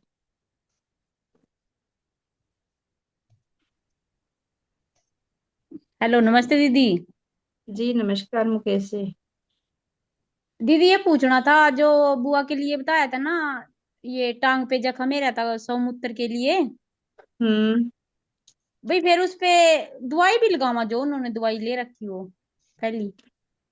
पहले यही लगाइए, 3-4 बार लगाइए, कोई दिक्कत नहीं है। और रात को लगा दीजिए दवाई भी, अगर मान लीजिए दवाई पे, अब दवाई से हो तो कुछ नहीं रहा है, देखो दवाई तो हाँ वो ले जी। ही रही है ना, हो तो कुछ नहीं रहा है। तो एक हाँ बार जी। हाँ ऐसा जी। करिए कि इसी को ही करके देख लीजिए, है ना, हाँ मगर जब फिर वो आपको फर्क बता रही थी ना लगेगा। मैम को, फिर वो कह रही भाई दवाई भी लगाओ, मैं वो तो मैं पूछ के ही बताऊंगी भाई, जैसे नहीं समुद्र देव दवाई, जी ने।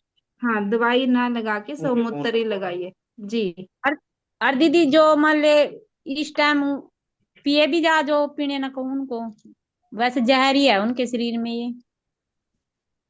उनके, क्योंकि वो तो बहुत ज्यादा दवाइयाँ ले रही है। और दवाइयाँ बहुत ज्यादा ले रही गणी है दवाइयाँ उसके तो। तो आप जख्म के लिए पहले बताइए, थोड़ा सा विश्वास बढ़े, जख्म हाँ में जी। अगर उनको फर्क पड़ेगा तो फिर उनको पीने के लिए भी हम बोल सकते हैं। पर पहले आप उनसे वो जख्म के लिए करिए, ठीक है। ठीक ठीक है दीदी। और दीदी जैसे एक ये दाद था मेरा, मतलब हम्म। वो समुद्र यूज कर रही मैं उसमें भी, वैसे तो ठीक हम्म। है पर खाज है वहां पे बहुत।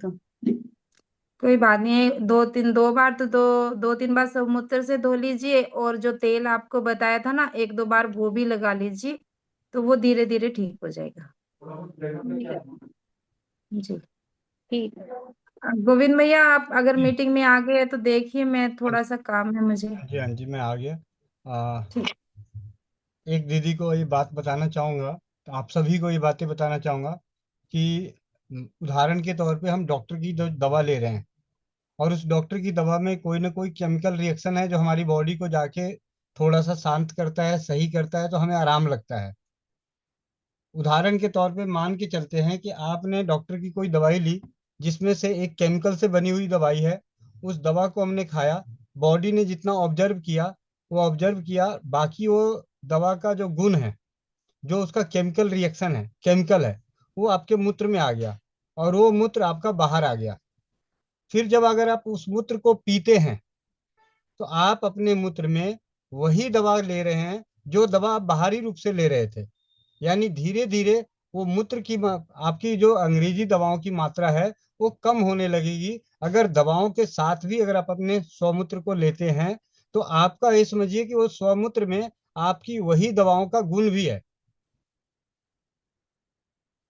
तो यहाँ से ये मैं ये कहना चाहता हूँ कि जिनकी कोई दवा चल रही है, तो उस दवा के साथ भी स्वमूत्र का पान कर सकते हैं, क्योंकि आपके स्वमूत्र में उन्हीं दवाओं का कुछ अंश भी है जो शरीर में कुछ फिल्टर होके चला आया बाहर। मान लिया आपने 1000 mg की कैल्शियम की दवा खाई, 1000 mg की कैल्शियम की दवा खाई, आपकी बॉडी ने उस 1000 mg में से 500 mg को ऑब्जर्व किया, 500 mg आपके मूत्र में डाल दिया, क्योंकि उसको ज्यादा रखने की इच्छा नहीं थी, या बॉडी को ज्यादा ऑब्जर्व करने की, जबकि आपको चाहिए तो ज्यादा था कैल्शियम शरीर में, लेकिन वो ऑब्जर्व करने की क्षमता नहीं थी, तो वो आपको बाहर आ गया। तो अगले दिन जो आप दवा लेंगे, तो 1000 mg में से 500 mg तो आपके मूत्र में आया, और 5000 mg की और दवा लिए, अगले दिन फिर चला गया, फिर उसने बॉडी ने ऑब्जर्व किया, तो जो आपके मूत्र वाला कैल्शियम था, मूत्र वाले जो मिनरल्स थे, उसको पचाने में शरीर को आसान पड़ा। क्यों? क्योंकि पहले गोली था, गोली पचा, फिर बॉडी में रिएक्ट हुआ, रिएक्ट होने के बाद उसमें से जो जो केमिकल थे, जहां जहां उसको वर्क करना था वर्क किया, फिर उसको किडनी ने फिल्टर करके बाहर कर दिया। अब अपने गोली खाई, गोली से पहले जो मूत्र गया, तो मूत्र में भी वही दवा का रिएक्शन था, दवा थी, तो मूत्र को जल्दी बॉडी ने ऑब्जर्व किया, क्योंकि ना उसको पचाना पड़ा ना कुछ, सिर्फ जाके उसको फिल्टर होना पड़ा। तो इसका मतलब ये नहीं कि हमें दवाएं खाना है, लेकिन ये दवाएं आपकी छूट जाएगी। ठीक है, अब चलते हैं अगले प्रश्न ले लेते हैं बारी बारी से, और बीच बीच में मैं आपको थोड़ी सी जानकारी भी देता रहूंगा स्वमूत्र के बारे में, और आप सभी बने रहिए। मैं आपको अभी सामने ही पीकर भी दिखा दूंगा, क्योंकि जब मैं सुमित भाई के साथ जब मैंने स्वमूत्र को पढ़ा और अच्छा लगा, तो मैंने उसी दिन शाम को फोन किया, भैया ऐसे ऐसे लाइव करनी है। उन्होंने कहा ठीक है, और मैंने ऑन रिकॉर्ड जो है लाइव पी कर दिखाया। और मैं तो कहता हूँ कि कोई भी अपना मूत्र लेकर आए, मैं उसका मूत्र पीने को तैयार हूँ। कोई भी जिसको भी लग रहा है कि घिन बरती है, तो आप अपना लेके आ जाओ, मैं पी लेता हूँ।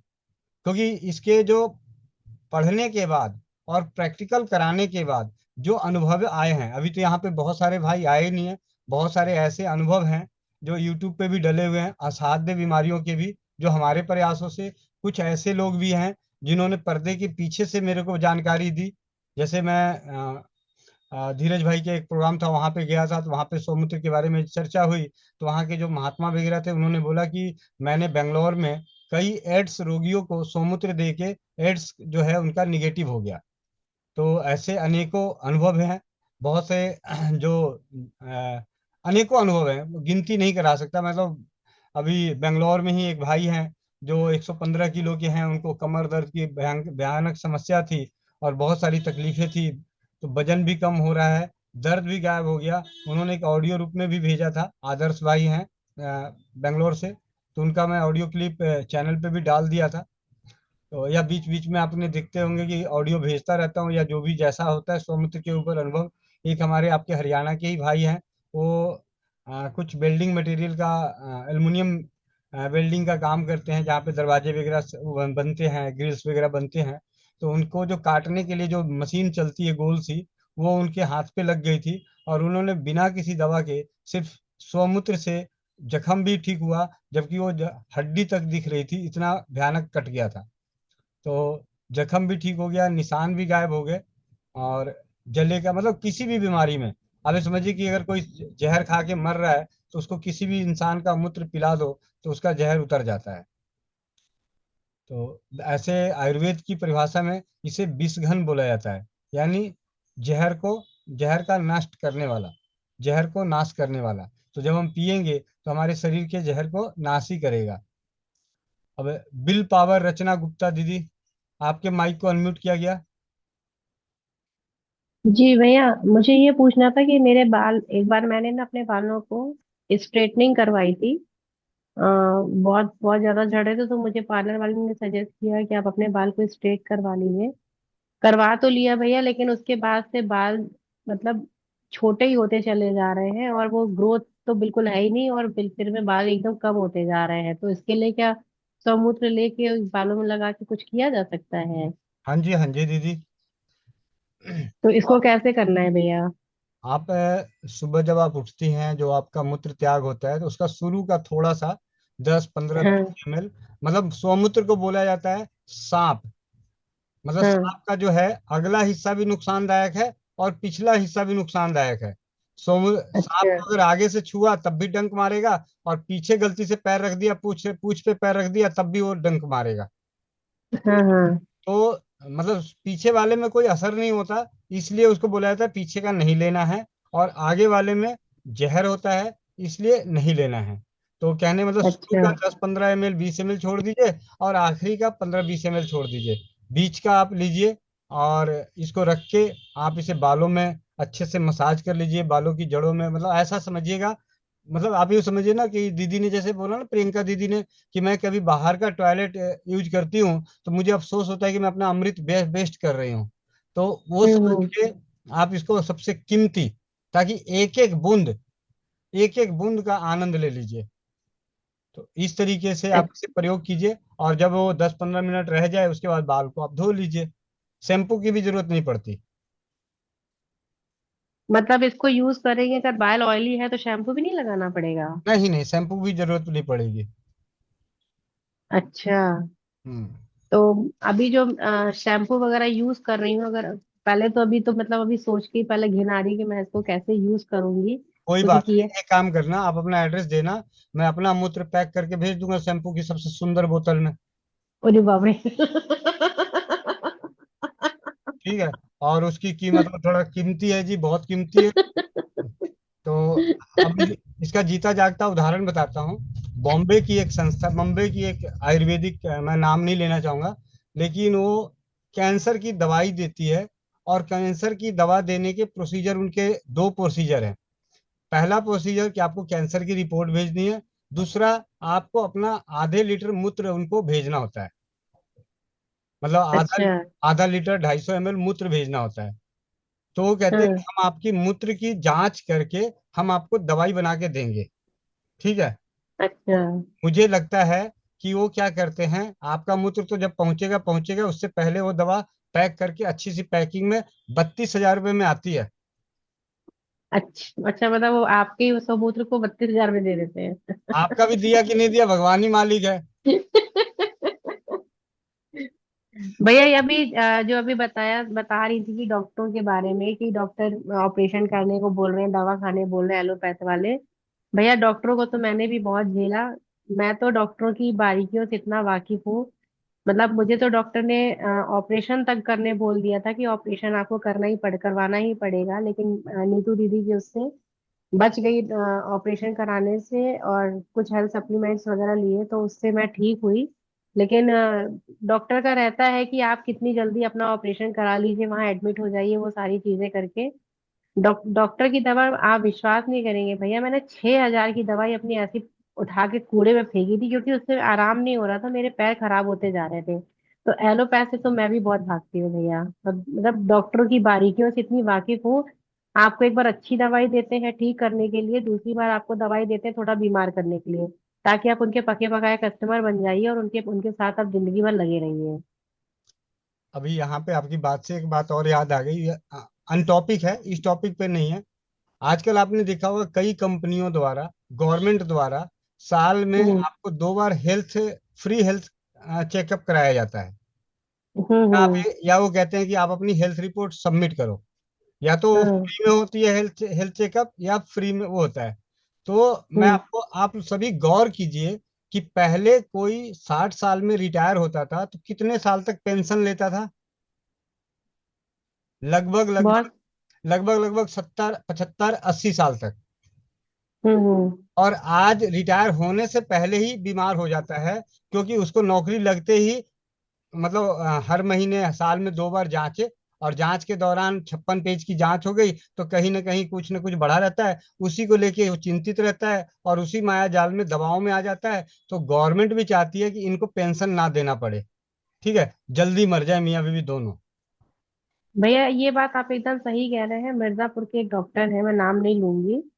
आ, मैंने एक भैया के कहने पे अपना फुल बॉडी चेकअप करवाया, मेरा और मेरे हस्बैंड का। मुझे थायराइड नहीं था, यूरिक एसिड नहीं था, मुझे और भी बीमारियां नहीं थी, मुझे सिर्फ सिस्ट की प्रॉब्लम थी ब्रेस्ट में, और शायद सर्वाइकल की प्रॉब्लम थी।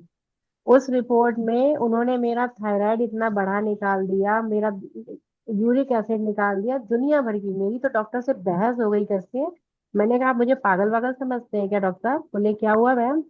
मैंने कहा, ना तो मुझे यूरिक एसिड है ना मुझे थायराइड है, मैंने तो नॉर्मली एक ब्लड टेस्ट कराया फुल बॉडी चेकअप करा के कि कहीं मेरी बॉडी में कोई दिक्कतें तो नहीं आ रही है, मैंने इसलिए कराया, और आपने ऐसी रिपोर्ट बना दी। मैं ना बीमार होके आपकी दवाइयों को खा के मैं फुल्ली बीमार पड़ जाऊं, मैं आपकी कस्टमर पकी पकी बन जाऊं। बोले, अरे मैडम ऐसे आप कैसे बोल रही हैं, ऐसा कुछ नहीं होता है। मैंने कहा, ऐसा ही आप कर रहे हैं।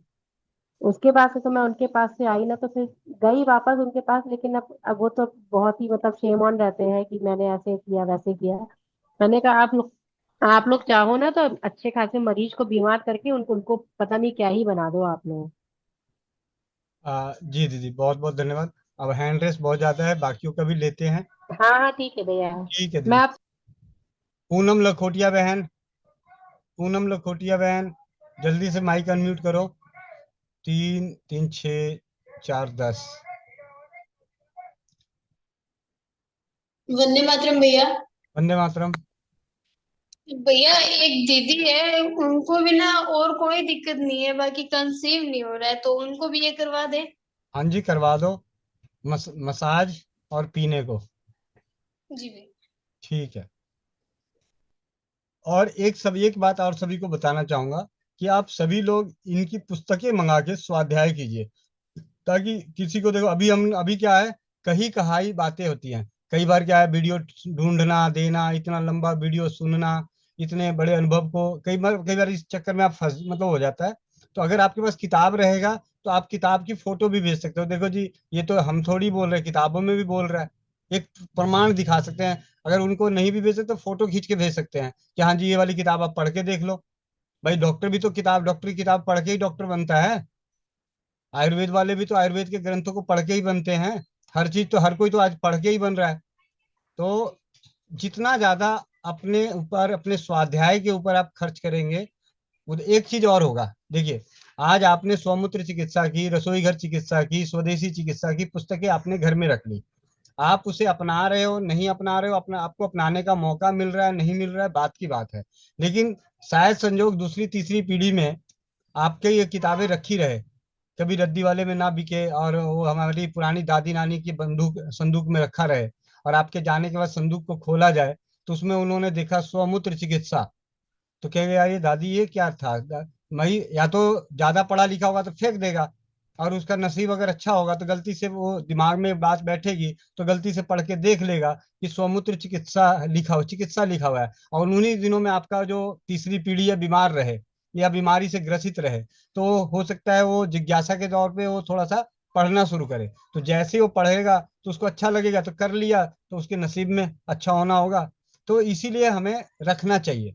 मतलब पुस्तकों का तो संग्रह कर ले, जैसे साड़ियाँ होती है ना, साड़ियाँ, वो तो फिर भी 2-4 साल बाद किसी न किसी को दान कर देते हो, ठीक है, हर साल लेते हो सूट साड़ी सारी चीजें। लेकिन ये पुस्तकें हैं वो जरूर रखो। एक साड़ी कम लो, एक सूट कम लो, लेकिन हर बार एक स्वदेशी की पुस्तकें जरूर रखो। चलिए, कल्याणी बहन, आपके माइक को अनम्यूट किया गया। जल्दी तो नहीं है दीदी, जल्दी तो हाँ नहीं जी, है? नमस्कार। ठीक। हाँ जी वंदे जी, मातरम भैया। वंदे मातरम। सभी बहनों को भी वंदे मातरम, नमस्कार। भैया, मेरा एक ये क्वेश्चन था कि मैं भी पहले स्वमूत्र लिया करती थी, लेकिन मुझे एसिड बहुत हो जाता था लेने के बाद। मतलब ऐसे लगता था कि कुछ जलन हो रही है छाती में। तो जी फिर मेरा छूट गया उसके बाद। हाँ, उनको एसिड किनको बनेगा मैं आपको बताऊं, एसिड किनको बनेगा। कई पित्त प्रकृति के लोग हैं, तो उनको अपनी मात्रा का फिर ध्यान रखना है। और शुरू का और आखिरी का एकदम बीच का, बहुत ही बीच का, और जितना आप लेके आपको एसिड बन रहा था उससे कम मात्रा में लेना है, और ज्यादा नहीं लेना है। तो धीरे धीरे वो आपकी बॉडी को सही कर देगा, फिर आप उसे ज्यादा से ज्यादा पचा सकते हैं।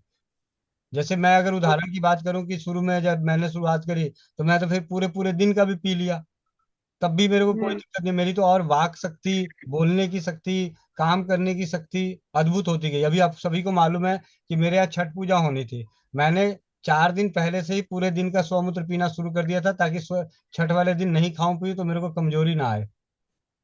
ठीक है।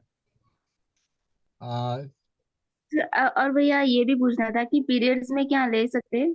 हाँ जी, पीरियड्स में ले सकते हैं। यहाँ पे देखिए, मन में शंका ये होती है कि ब्लड आता है। अरे, ब्लड का आना अलग रास्ते से है और मूत्र का आना अलग रास्ते से है। सिर्फ क्या होगा कि जब हम मूत्र त्याग करेंगे तो उस वक्त जो ब्लड होगा वहां पे, तो शुरू के ब्लड के साथ एक एक तो मूत्र की एक धार बनती है। जब भी मूत्र त्याग होता है तो धार के साथ आता है, तो धार के साथ आएगा तो शुरू में तो थोड़ा सा आपका रक्त मिला हुआ आ जाएगा।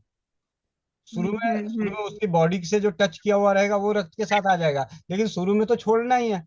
तो उसके बाद जो धार में आ रहा है उसमें तो रहेगा ही नहीं, वो आपका रहेगा ही नहीं।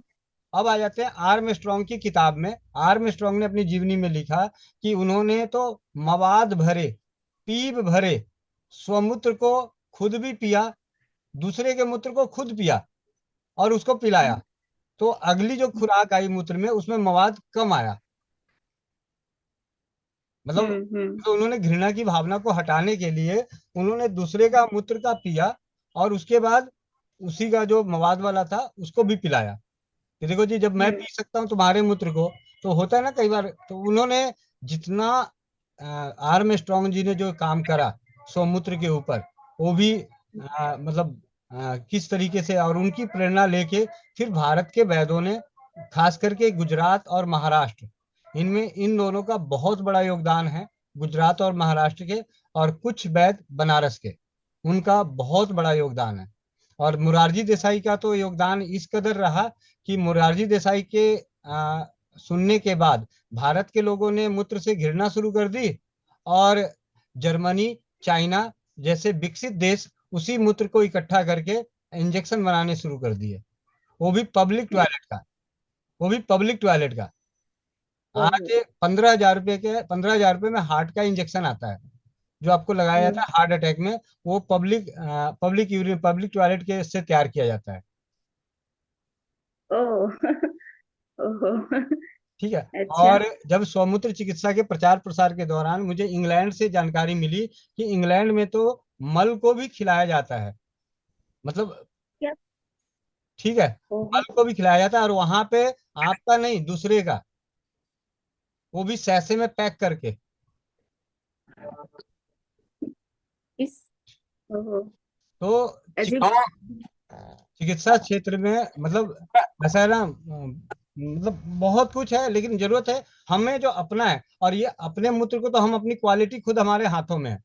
सादी सी बात है, जो गंभीर समस्याओं से ग्रसित है तो एकदम निराहार कर दें, मतलब कहने का मतलब कि उपवास कर लें, आप पानी पे और मूत्र पे रहें, एक दिन का कर लें, अगले दिन आप सादे भोजन से, हल्के मूंग की दाल के पानी से अपने त्याग मतलब उसका उपवास तोड़ लें, अगले दिन फिर दोबारा करेंगे, थोड़ी सी 2 दिन का कर लें, फिर 3 दिन का कर लें। स्वमूत्र चिकित्सा के ऊपर तो प्राकृतिक चिकित्सा के साथ मिलके कोल्हापुर जैसी और कई जगहों पे चिकित्सालय हैं, जहाँ पे 10-10 दिन का 7-7 दिन का शिविर लगता है, जिनको 2,000 रुपये पर डे के हिसाब से देना है, अपने ही मूत्र को पीने के लिए 2,000 रुपये देना है, अपने ही मूत्र को पीने के लिए 2,000 रुपये देना है। लेकिन वो माहौल ऐसा बना दिया गया कि वहां पे सब अपना अपना लेके चलते हैं, सब पी रहे होते हैं सामने, तो किसी को वो भावना खत्म हो जाती है। यहाँ तो हम चोरी छुप के पीते हैं ना, कि कहीं पति को ना पता चल जाए, बच्चे को पता ना चल जाए, रिश्तेदारों को पता ना चल जाए क्या कहेंगे, तो वहां सारे खुले में पीते हैं, तो वो एक माहौल है। तो बहुत बढ़िया, वो भी ऐसा नहीं है कि मैं किसी चीज को गलत कह रहा, लेकिन अगर सही बात में मतलब अपने मूत्र को पीने के लिए 2,000 रुपये देने पड़ते हैं। ठीक है, चले। अच्छा, आगे एक और क्वेश्चन है कि हमारे मेरे मेरे को जो बेताला के नंबर है, हम्म वैसे 35 एज में ही आ गए हैं मेरे को, तो बहुत सारी दवाइयाँ खाई थी इसलिए। तो ये नंबर भी क्या किसी का एक्सपीरियंस है कि फीडबैक है कि इससे भी बेताला नंबर चले गए? जी। हम्म। और ये पूछना था कि मेरे को जब भी एसिडिटी होती है तो मैं गाय का घी 1 चम्मच ले लेती हूँ, तो अगर ये स्वमूत्र लेने के बाद सुबह में ये हम कुछ भी लेना है, मतलब ये घी वगैरह कुछ भी, तो कितना टाइम गैप रखना है? नहीं, आप ले सकते हैं, हाँ, ऐसी कोई दिक्कत नहीं। अभी किसी दिन हम चर्चा करेंगे सौमूत्र के ऊपर, जो पुराणों में जो वर्णन था, जो ग्रंथों में जो वर्णन था, उसमें डामर तंत्र में, उसमें सौमूत्र के साथ अनेकों औषधियों के साथ इसका जिक्र किया गया है, कि गिलोय के साथ लेते हैं तो क्या होता है, हरड़ के साथ लेते हैं तो क्या होता है, नीम के साथ लेते हैं तो क्या होता है। मतलब सौमूत्र को, डाबर तंत्र को अगर पढ़ा जाए तो उसमें तो लिखा हुआ था। आपको ऐसे एक छोटी सी बात बताऊं, ये पूरी तरह से कड़वा सच है, मानेगा कोई नहीं, लेकिन सच्चाई है। जितने भी सिद्ध योगी हुए, सिद्ध योगी, वो सारी सिद्धियां सौमूत्र चिकित्सा के पान के बाद ही प्राप्त होती है। सही बोला भैया, एकदम सही बोला। सौमूत्र चिकित्सा के बाद ही पान, जैसे कहते हैं ना, अभी उदाहरण के तौर पे मैं कहता हूँ बागेश्वर बाबा के बारे में कहा जाता है, तो कहते हैं जो वो 1 साल के लिए कहीं गायब हो गए थे, वो 1 साल के लिए अपने गुरु के शरण में सौमूत्र ही पी रहे थे, और जो मंत्रों का उच्चारण कर रहे थे, और जो 1 साल का 12 वर्ष 12 महीने, ऐसा कहा जाता है सौमूत्र को 12 वर्ष लिया पिया जाए तो वो पानी पे भी चल सकता है, हम्म।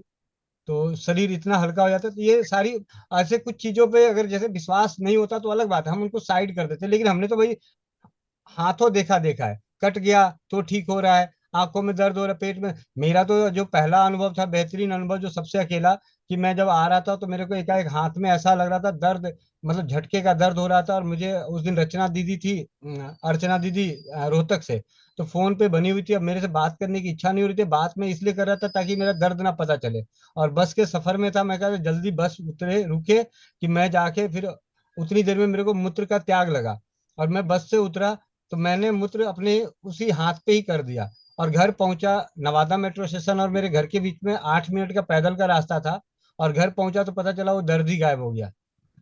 वो उस वक्त मैंने मूत्र पढ़ा नहीं था, मतलब वो बता रहा हूँ, वो उस वक्त नहीं पढ़ा था, लेकिन जब पढ़ने के बाद तो फिर अलग ही, और अनुभव आने के बाद तो अनेक, अब तो डंके की चोट पे कहता हूँ कि गरीबों का, जैसे दीदी ने बोला ना कि गरीबों की दवा है, ये गरीबों का देवता है, गरीबों की मसीहा है। ऐसे अनेक बाकी सवाल ले लेते हैं, बातें करने के लिए तो बहुत कुछ है।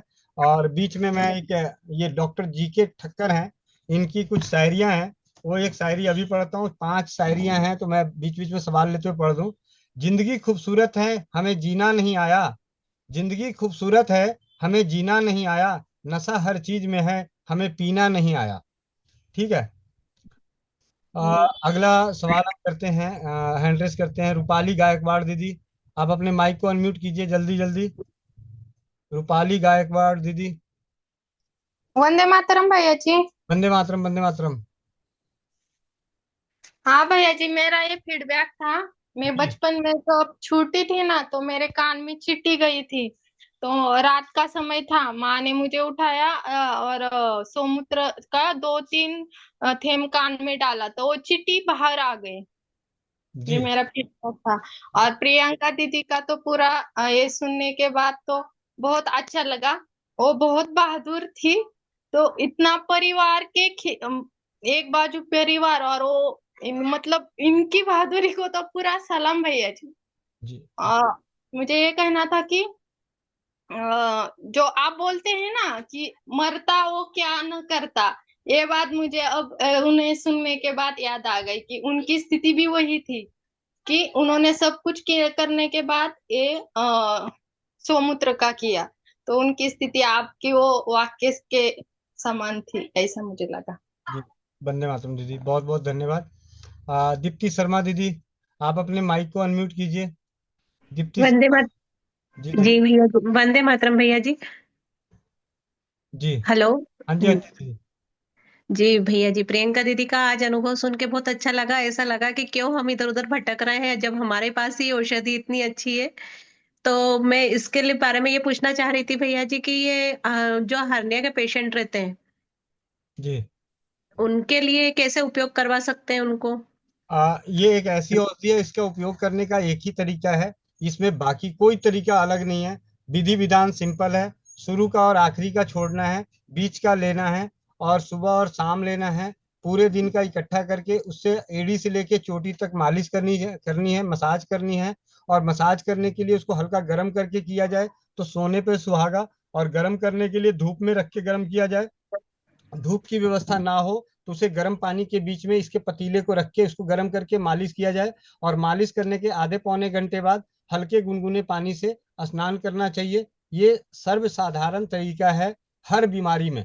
जो गंभीर बीमारी है तो उनको इसके साथ उपवास में चलना चाहिए, खान पान में सात्विकता रखनी चाहिए। सिंपल सा, बहुत ही जी सरल भैया। तरीके से हर रोग की ऐसी यही दवा है। हाँ, कट फट गया तो आप उस पे, अभी क्या है कुछ जगहों पे ऐसा होता है कि जब हम इससे मालिश करते हैं, मसाज करते हैं, तो आपके फोड़े फुंसी होंगे। तो फोड़े फुंसी होंगे तो भी मालिश करनी है, लेकिन मालिश ज्यादा जोर से ना करके हल्की हल्की उसको गीली पट्टी करनी है, तो वही फोड़े फुंसी दोबारा ठीक हो जाते हैं। इसके ऊपर बात करते करते याद आया, मेरे पास वृंदावन से एक साध्वी, जो कहते हैं वृंदावन में जो साधक होते हैं वहां पे घर परिवार, घर को छोड़ के इधर आके रहते हैं, भक्ति पूजा में लगे रहते हैं, वो पूरी फैमिली बाई कार करके यहाँ पे आए थे मिलने। और उन्होंने अपनी वाइफ को मुझे दिखाया था। पूरी वाइफ के शरीर में, शरीर का कोई हिस्सा नहीं था जहाँ पे उसको स्किन की एलर्जी नहीं थी, दाने नहीं थे, लालीपन नहीं था, खुजली नहीं था। अब जब तक फोन पे बने रहते थे तो बहुत सारी चीजें, नीम के पत्ते उबाल लो जी, ये तेल लगा लो, वो तेल लगा लो। अब सामने आ गए, मैंने कहा जी आप एक काम करो, आप सौमूत्र चिकित्सा अपनाओ। और उन्होंने सौमूत्र अपनाया। तो सौमूत्र अपनाते हुए 7 दिन ही हुए थे कि उसके बाद उनका फोन आया, भैया ये तो पूरे शरीर में फफोले फफोले हो गए। तो मैं तो किताबें पढ़ चुका था, अनुभव देख चुका था। मैंने कहा जी ये चीजें होंगी, आप उन्हें नियमित रखने के लिए बोलिए। आज इस बात को 6 महीने हो गए, वो पूरी तरह से ठीक है। बीच बीच में सिर्फ हमारे से संपर्क इसलिए बना रहता है क्योंकि जब भी उनका स्वास्थ्य फ्रीडम केयर का पैड खत्म होता है तो पैड वो मंगाते हैं। तो जब भी वो मंगाते हैं तो मैं हालचाल पूछता हूँ, कहते भैया वो तो चंगी बली हो गई, जैसे पूरा वृंदावन में हंगामा मचा रखी है, जो भी आती है सबको कहती है सोमूत्र पियो, सोमूत्र लगाओ। अब भाई मानने वाले नहीं मानते अलग बात है, लेकिन वो अपनी तरफ से करती हैं। तो यही है, बाकी कोई और इसमें कोई ज्यादा विधि विधान नहीं है। बाकी सौमूत्र पढ़ने के साथ बस एक चीज का ध्यान रखना होता है कि सात्विकता रखें। जी भैया जी, और अभी मैंने आपसे कल ही सवाल पूछा था मैं कि मुझे हड्डियों का दर्द हो रहा था, वो किसी भी समय का स्वमूत्र ले सकते हैं कि हाथ पांव में लगाने के लिए? लगाने के लिए तो पूरे दिन का ले सकते हैं, मालिश करने के लिए। और जी। पीने के लिए सुबह शाम। और चाहें तो पूरे दिन का भी पी सकते हैं, अगर आपको पीते हुए उससे गर्मी नहीं लग रही हो तो। क्योंकि इसकी एक मात्रा होती है, जैसे वैद्य, जो उन वैद्यों ने इनके ऊपर अध्ययन किया तो उन्होंने इसके साथ कुछ चीजें लिखी भी। लेकिन मैं आपको पता है कि मैं उल्टी खोपड़ी का हूँ, कि जो सबसे आसान तरीके से हो जाए, तो भाई जैसे हो वैसे करके देखो, शुरुआत तो करो। तो शुरुआत करने के बाद अभी कितने रोग ही ठीक हुए हैं, डायबिटीज का रोग ठीक हुआ, ठीक है, कटे का ठीक हुआ, कैंसर ठीक हुआ, मतलब फेफड़े का रोग ठीक हुआ, प्रेगनेंसी आपके सामने है, गर्भावस्था जो मासिक घर में असहनीय पीड़ा, असहनीय पीड़ा वो ठीक हुआ, गांठें ठीक हुई, ऐसे अनेक, मतलब इतने फीडबैक हैं कि शब्दों में बयान नहीं कर सकता। ठीक है। जी। जी दीदी। और धन्यवाद भैया सबसे जी। बड़ी बात है कि नहीं करेंगे, देखिए करेंगे तो कुछ मिलेगा, नहीं करेंगे तो भाई कुछ जो मिलना होगा वो नहीं मिलेगा। भाई जी। बाबूजी का खेत थोड़ी बिक रहा है। जी भैया जी। ठीक है। धन्यवाद भैया जी। धन्यवाद सर। नीलम श्रीवास्तव। जी। नीलम श्रीवास्तव दीदी, आप अपने माइक को अनम्यूट कीजिए। नीलम श्रीवास्तव दीदी। वंदे मातरम भैया। वंदे मातरम। भैया हम ये पूछना चाहते हैं कि देखिए, हम खुद तो सात्विक है, और मैंने आपके मीटिंग लेते हुए मैंने ये सुना भी था, तो आपको बता दें, हम ये फीडबैक देना चाहते हैं कि मैंने भी ये इस्तेमाल किया गौमूत्र, 1 हफ्ता हो गया है। तो पीने से एक चीज तो मुझे समझ में आ रही है भैया, कि एनर्जेटिक रहते हैं।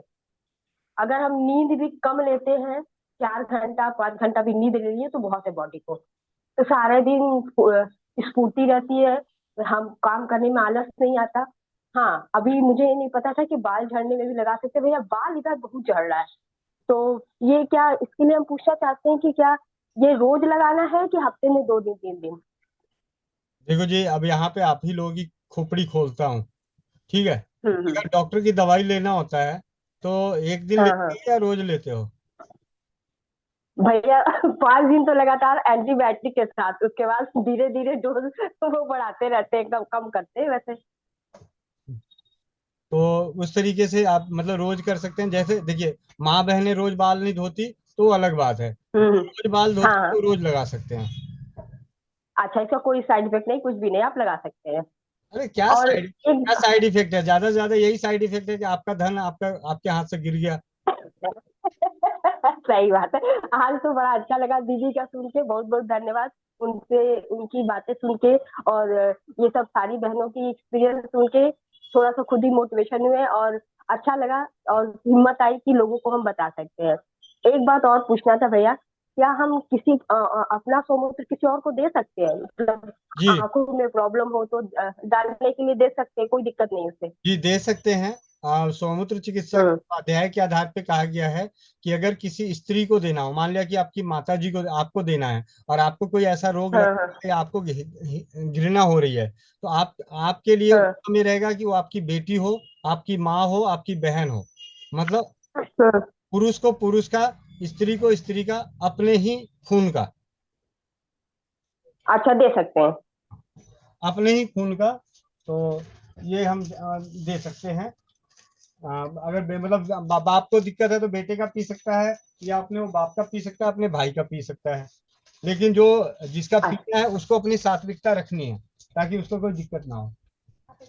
हाँ, फ्री हो गया, फिर मैं ठीक आया था फोन में, बस मीटिंग के चक्कर में उठा नहीं पाया था। ठीक है दीदी। ठीक है भैया, धन्यवाद जी धन्यवाद जी। भैया। और नीतू चटर्जी, नीतू चिटगानिया, नीतू नीतू सिंघानिया, नीतू चिटगानिया, नीतू महेश्वरी। हाँ जी दीदी, आप अपने माइक को अनम्यूट कीजिए।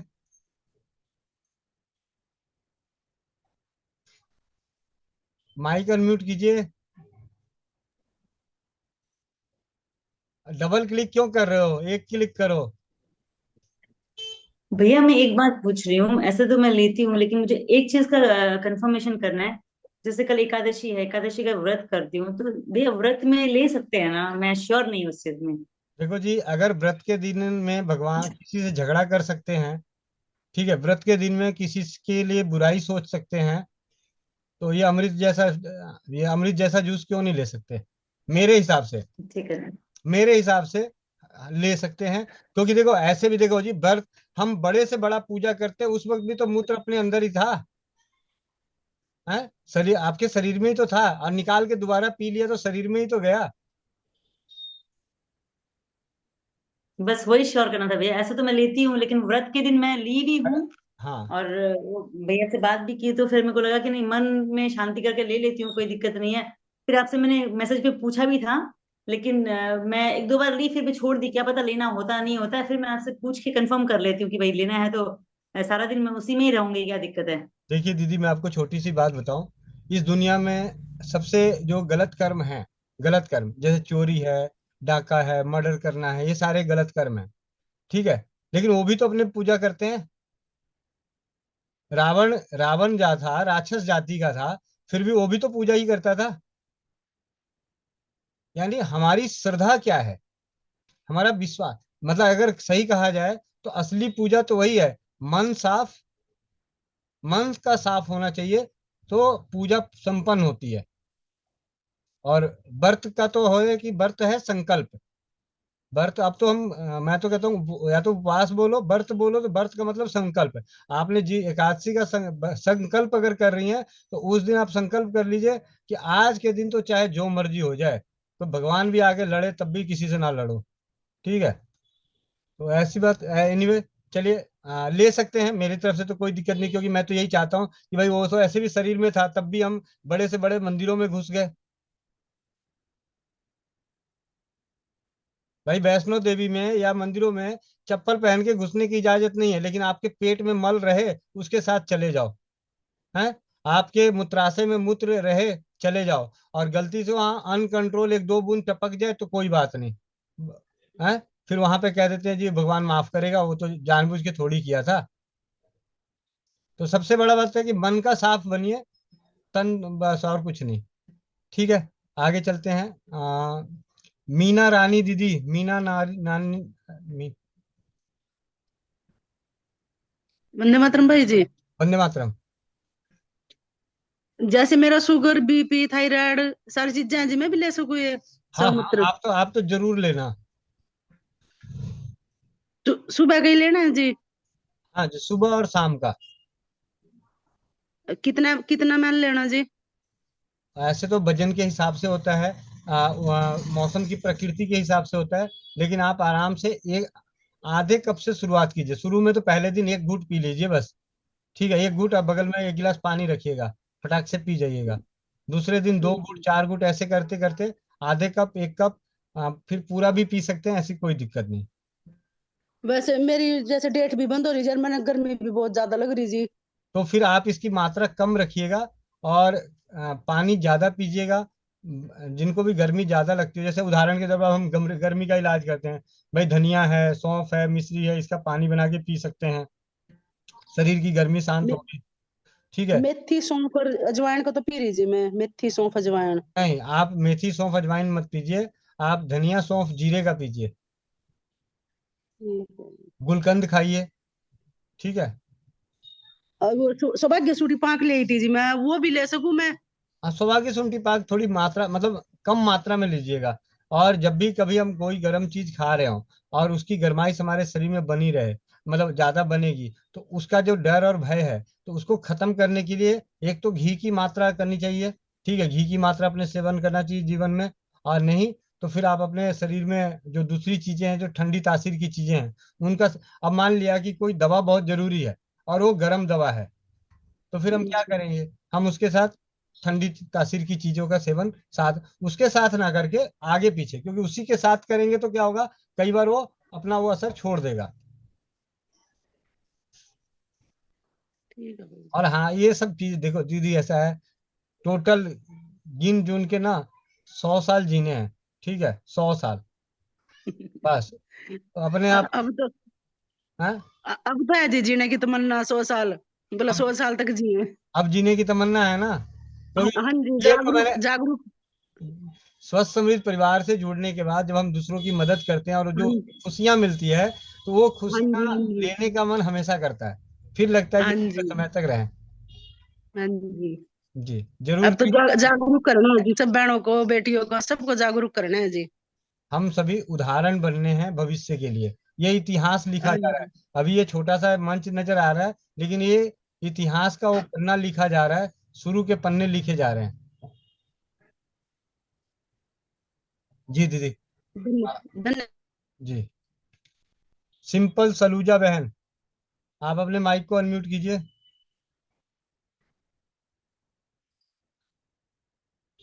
नहीं हो रहा, हाथ से इशारा कीजिए। अब एक बार दोबारा कीजिए, दोबारा। नमस्ते भैया। नमस्ते। हाँ, मेरा फीडबैक था कि थोड़ा टाइम पहले त्रिलोक चंद वैद्य जी हैं, उनके पास मेरा इलाज चल रहा था, जिन्होंने हमारा आयुर्वेद बुक लिखी है। जी जी। तो उनकी जब मैंने दवाइयां ली तो मेरे दोनों कान ना बंद हो गए थे। जी। तब उन्होंने मेरे को समुच चिकित्सा के बारे में बताया। पहले तो मेरे को बड़ा अजीब सा लगा, मैंने कहा मैं कैसे करूं।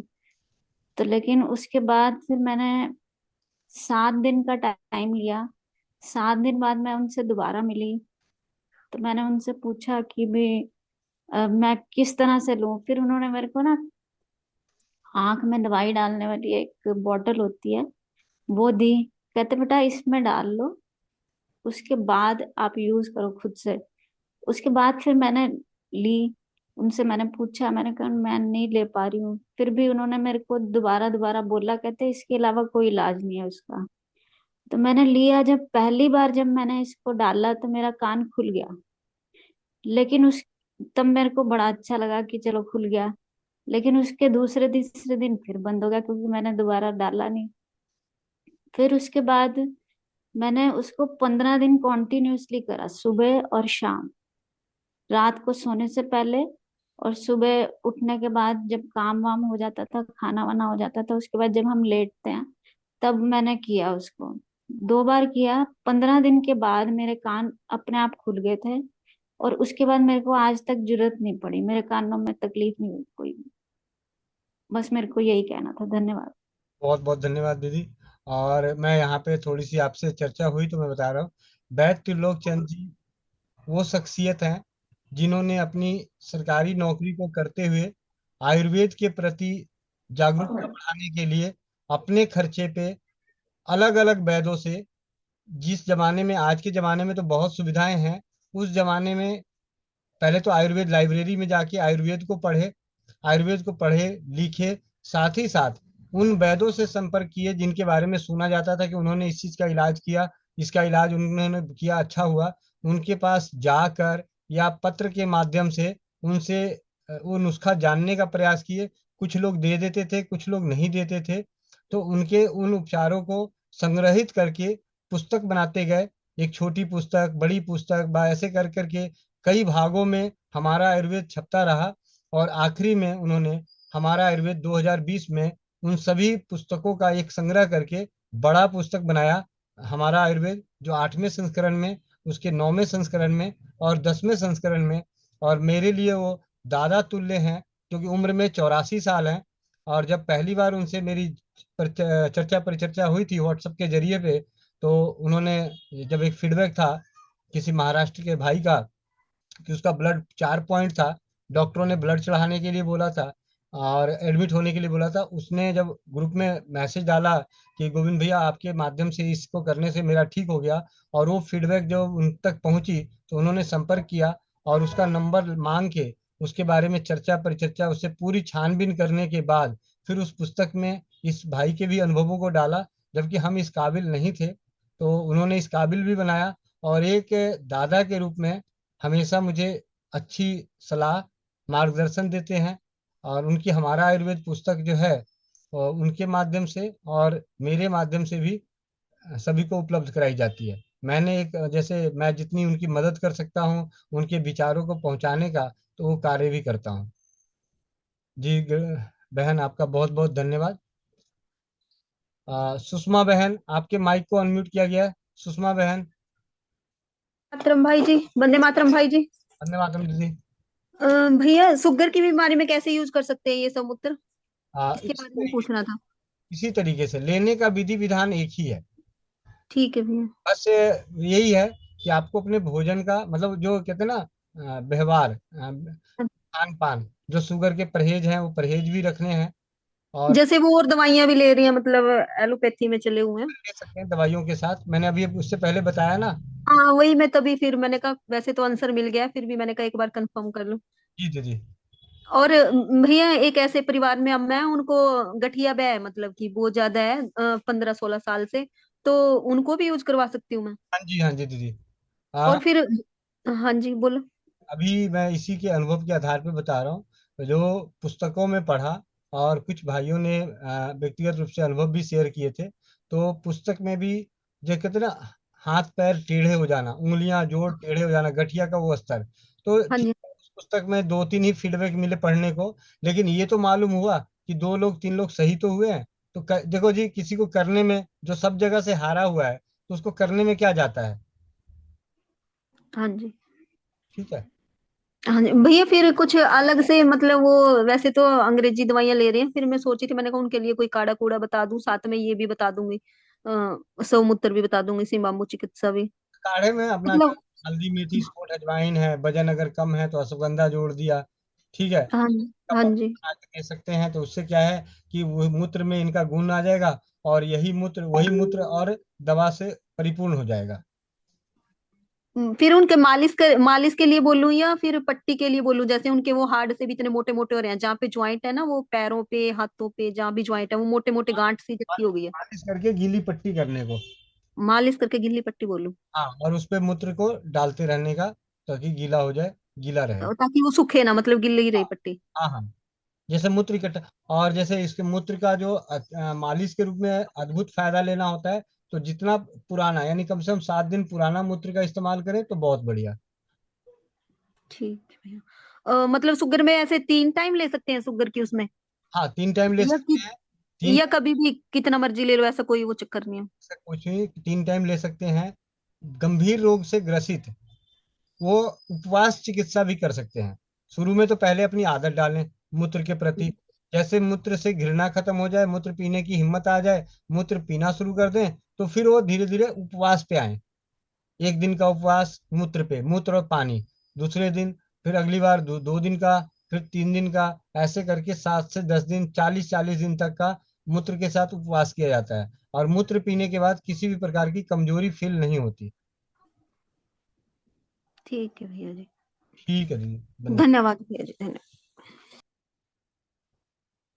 सामोली बहन, आप अपने माइक को अनम्यूट कीजिए। सामोली बहन। हाँ नमस्ते भैया। नमस्ते। भैया मेरा दीदी है, उस दीदी को 30 साल हो गया शादी हुआ है, उसको बच्चा बच्चा नहीं आता है। तो उसने आज ये मीटिंग सुना है, सुनकर उसको दिल को बहुत अच्छा लगा। वो बोला है मेरे को। दोनों पति पत्नी को स्वमूत्र पान करने के लिए बोलिए। स्वमूत्र से पुरुष को अपने अंडाशय अंडकोश का, लिंग का और जांघों के आसपास के एरिया को मसाज करनी चाहिए। ठीक है। स्वमूत्र से मसाज करनी चाहिए। इस माँ बहनों को गर्भाशय के एरिया को, पेड़ू के एरिया को, योनि मार्ग को इससे मालिश करनी चाहिए, सफाई करनी चाहिए। और और दोनों के लिए सेम तरीके से। हाँ उन लोगों को जब शादी हुई थी, तो शादी के बाद उसका वो जो यूट्रस है उसका वो फट गया था। तो डॉक्टर के पास गया था, उसने डॉक्टर जाने के बाद ऑपरेशन किया हुआ है, और ऑपरेशन के बाद ही उसको बच्चा नहीं आ रहा है। तो उधर वो क्या है ना, जब सिलाई हुआ था ना, उस उधर वो गांठे तरह क्या कहते हैं वो हुआ था। जी, आप उन्हें नियमित रूप से करने के लिए बोलिए। 100% परिणाम मिलेगा। अच्छा ठीक है। रेनू नायक बहन, आप अपने माइक को अनम्यूट कीजिए। वंदे मातरम भैया जी। वंदे मातरम। भैया जी, वो पित्त की थैली के लिए भी गोमूत्र का उपयोग कर सकते हैं? हाँ जी, किसी भी चीज में स्वमूत्र का उपयोग कर सकते हैं, चाहे पित्त की थैली में पथरी हो। मतलब जहां जहां गौमूत्र का इस्तेमाल होता है, वहां वहां स्वमूत्र का इस्तेमाल होता है।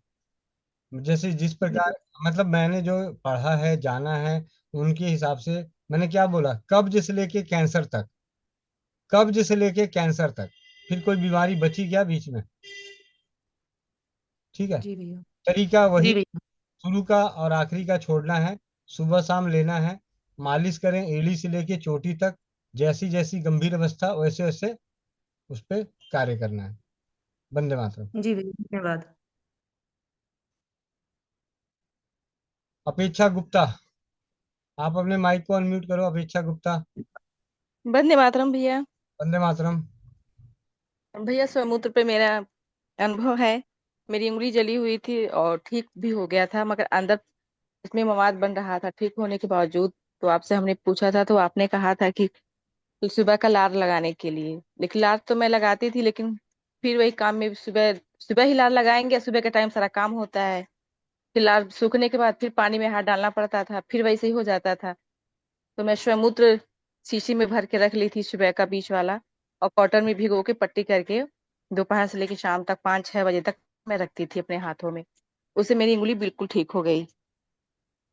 और एक अनुभव ये है कि हम लोग बचपन में 7-8 भाई बहन थे, जब सुबह सो के उठते थे ठंडियों में तो आंखें चिपक जाती थी, कीचड़ भर जाते थे, दिखाई नहीं देते थे। तो मेरी माँ कहती थी स्वमूत्र से आंखों को धुल लो, उससे वो ठीक हो जाएगा।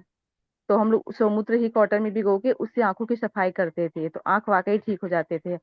और या फिर कोई इन्फेक्शन हो जाता था, आंखें लाल हो जाती थी, या फिर मवाद आंखों में बन जाते थे, तो स्वमूत्र ही हम लोग लगाते थे, तो उससे वो सब भी ठीक हो जाते थे। हम लोग बचपन में कभी भी आंख का दवा नहीं लेते थे, यही सब हम लोग लगाते थे।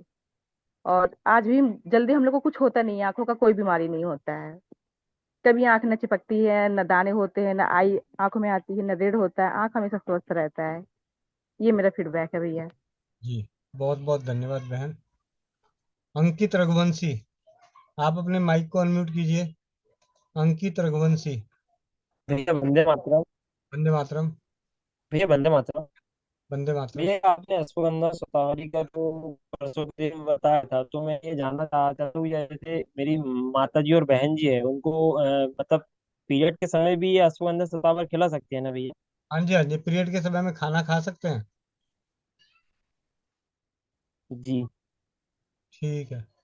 वो लगातार खिलाना था भैया इनको, कम से कम 6 से 7 महीने, कमजोरी के लिए। आप कहीं मार्गदर्शन मिला था, तो वही दोबारा पूछना था भैया। जी जी। ठीक है भैया, वंदे मातरम। धन्यवाद। ओपी ठाकुर जी, आप अपने माइक को अनम्यूट कीजिए। Doctor OP Thakur. हाँ वंदे मातरम भैया। वंदे मातरम भैया। वो जो बचवा के दिए थे सोठो में के काढ़ा, वो तो ठीक था, लेकिन आजकल शाम से फिर तकलीफ बता रहा है भैया, ज्यादा थोड़ा सा। ठीक है, दिन में उसमें थोड़े से तुलसी के पत्ते डाल दीजिएगा। जी। जी भैया। आधा चम्मच सोच, आधा चम्मच मेथी इसी सुबह शाम देते। हाँ जी, हाँ जी। ठीक। कई बार क्या होता है, हम घरेलू उपचार करते हैं, उसी वक्त रिजल्ट आ जाता है, आराम मिल जाता है, लेकिन हमें थोड़ा सा नियमित रखना होता है ताकि बॉडी उस जो जहाँ जहाँ इन्फेक्शन फैला हो वो खत्म हो जाए पूरी तरीके से। काजल दास, आप अपने माइक को अनम्यूट कीजिए।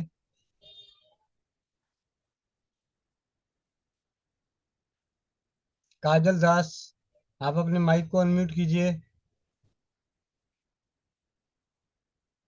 माइक पे उंगली दबाइए, माइक पे। हाँ जी, खुल गया। वंदे मातरम भैया जी।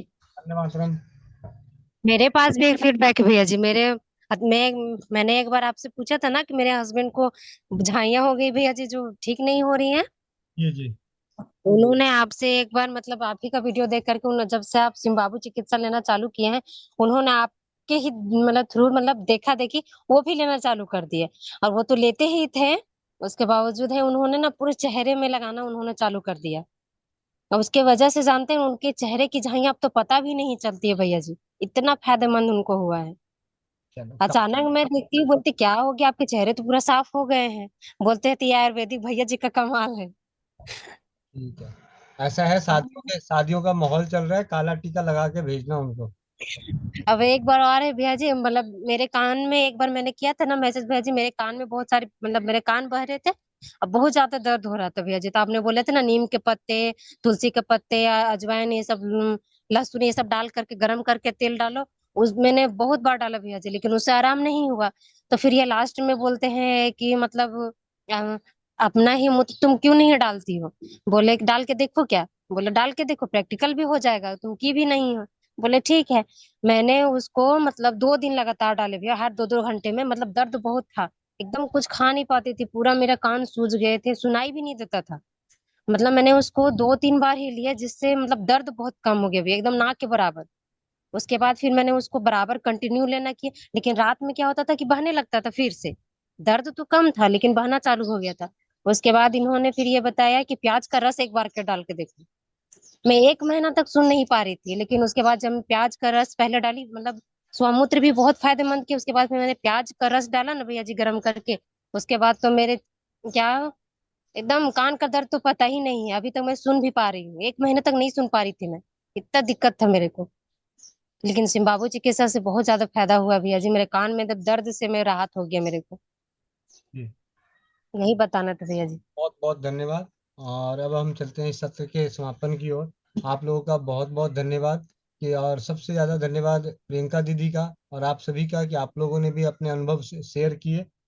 और इन कुछ शायरियों के साथ जो डॉक्टर जी.के. ठक्कर जी ने लिखी अपनी पुस्तक सिम्बाबू गीता के ऊपर में, जिंदगी खूबसूरत है हमें जीना नहीं आया, नशा हर चीज में है हमें पीना नहीं आया, हकीकत है दुनिया में उसे जीना आ गया, सिम्बाबू के घुट जिसे पीना आ गया।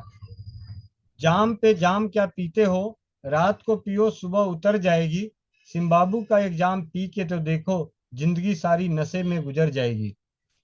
रात कितनी ढल चुकी है सितारों से पूछो, लहरें कितनी उठी है किनारों से पूछो, सिम्बाबू में क्या मस्ती है, नफरत करने वालों क्या जाने, किसी पीने वालों से पूछो।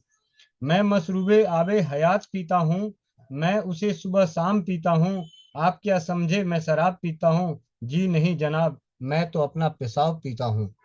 तो इसी के साथ बहुत बहुत धन्यवाद, और शाम को मिलते हैं रात्रि के 8 बजे। और आप सभी का इस जुड़ने के लिए और इसमें सहयोग देने के लिए तन मन से, ये इतिहास के पन्ने जो लिखे जाएंगे स्वदेशी चिकित्सा के प्रति जागरूकता का, वो उसकी पृष्ठभूमि है, ये कर्म भूमि है अभी, सोशल मीडिया के माध्यम से और जमीनी स्तर के माध्यम से। तो वंदे मातरम, जय हिंद, जय भारत, जय राज्यवाद।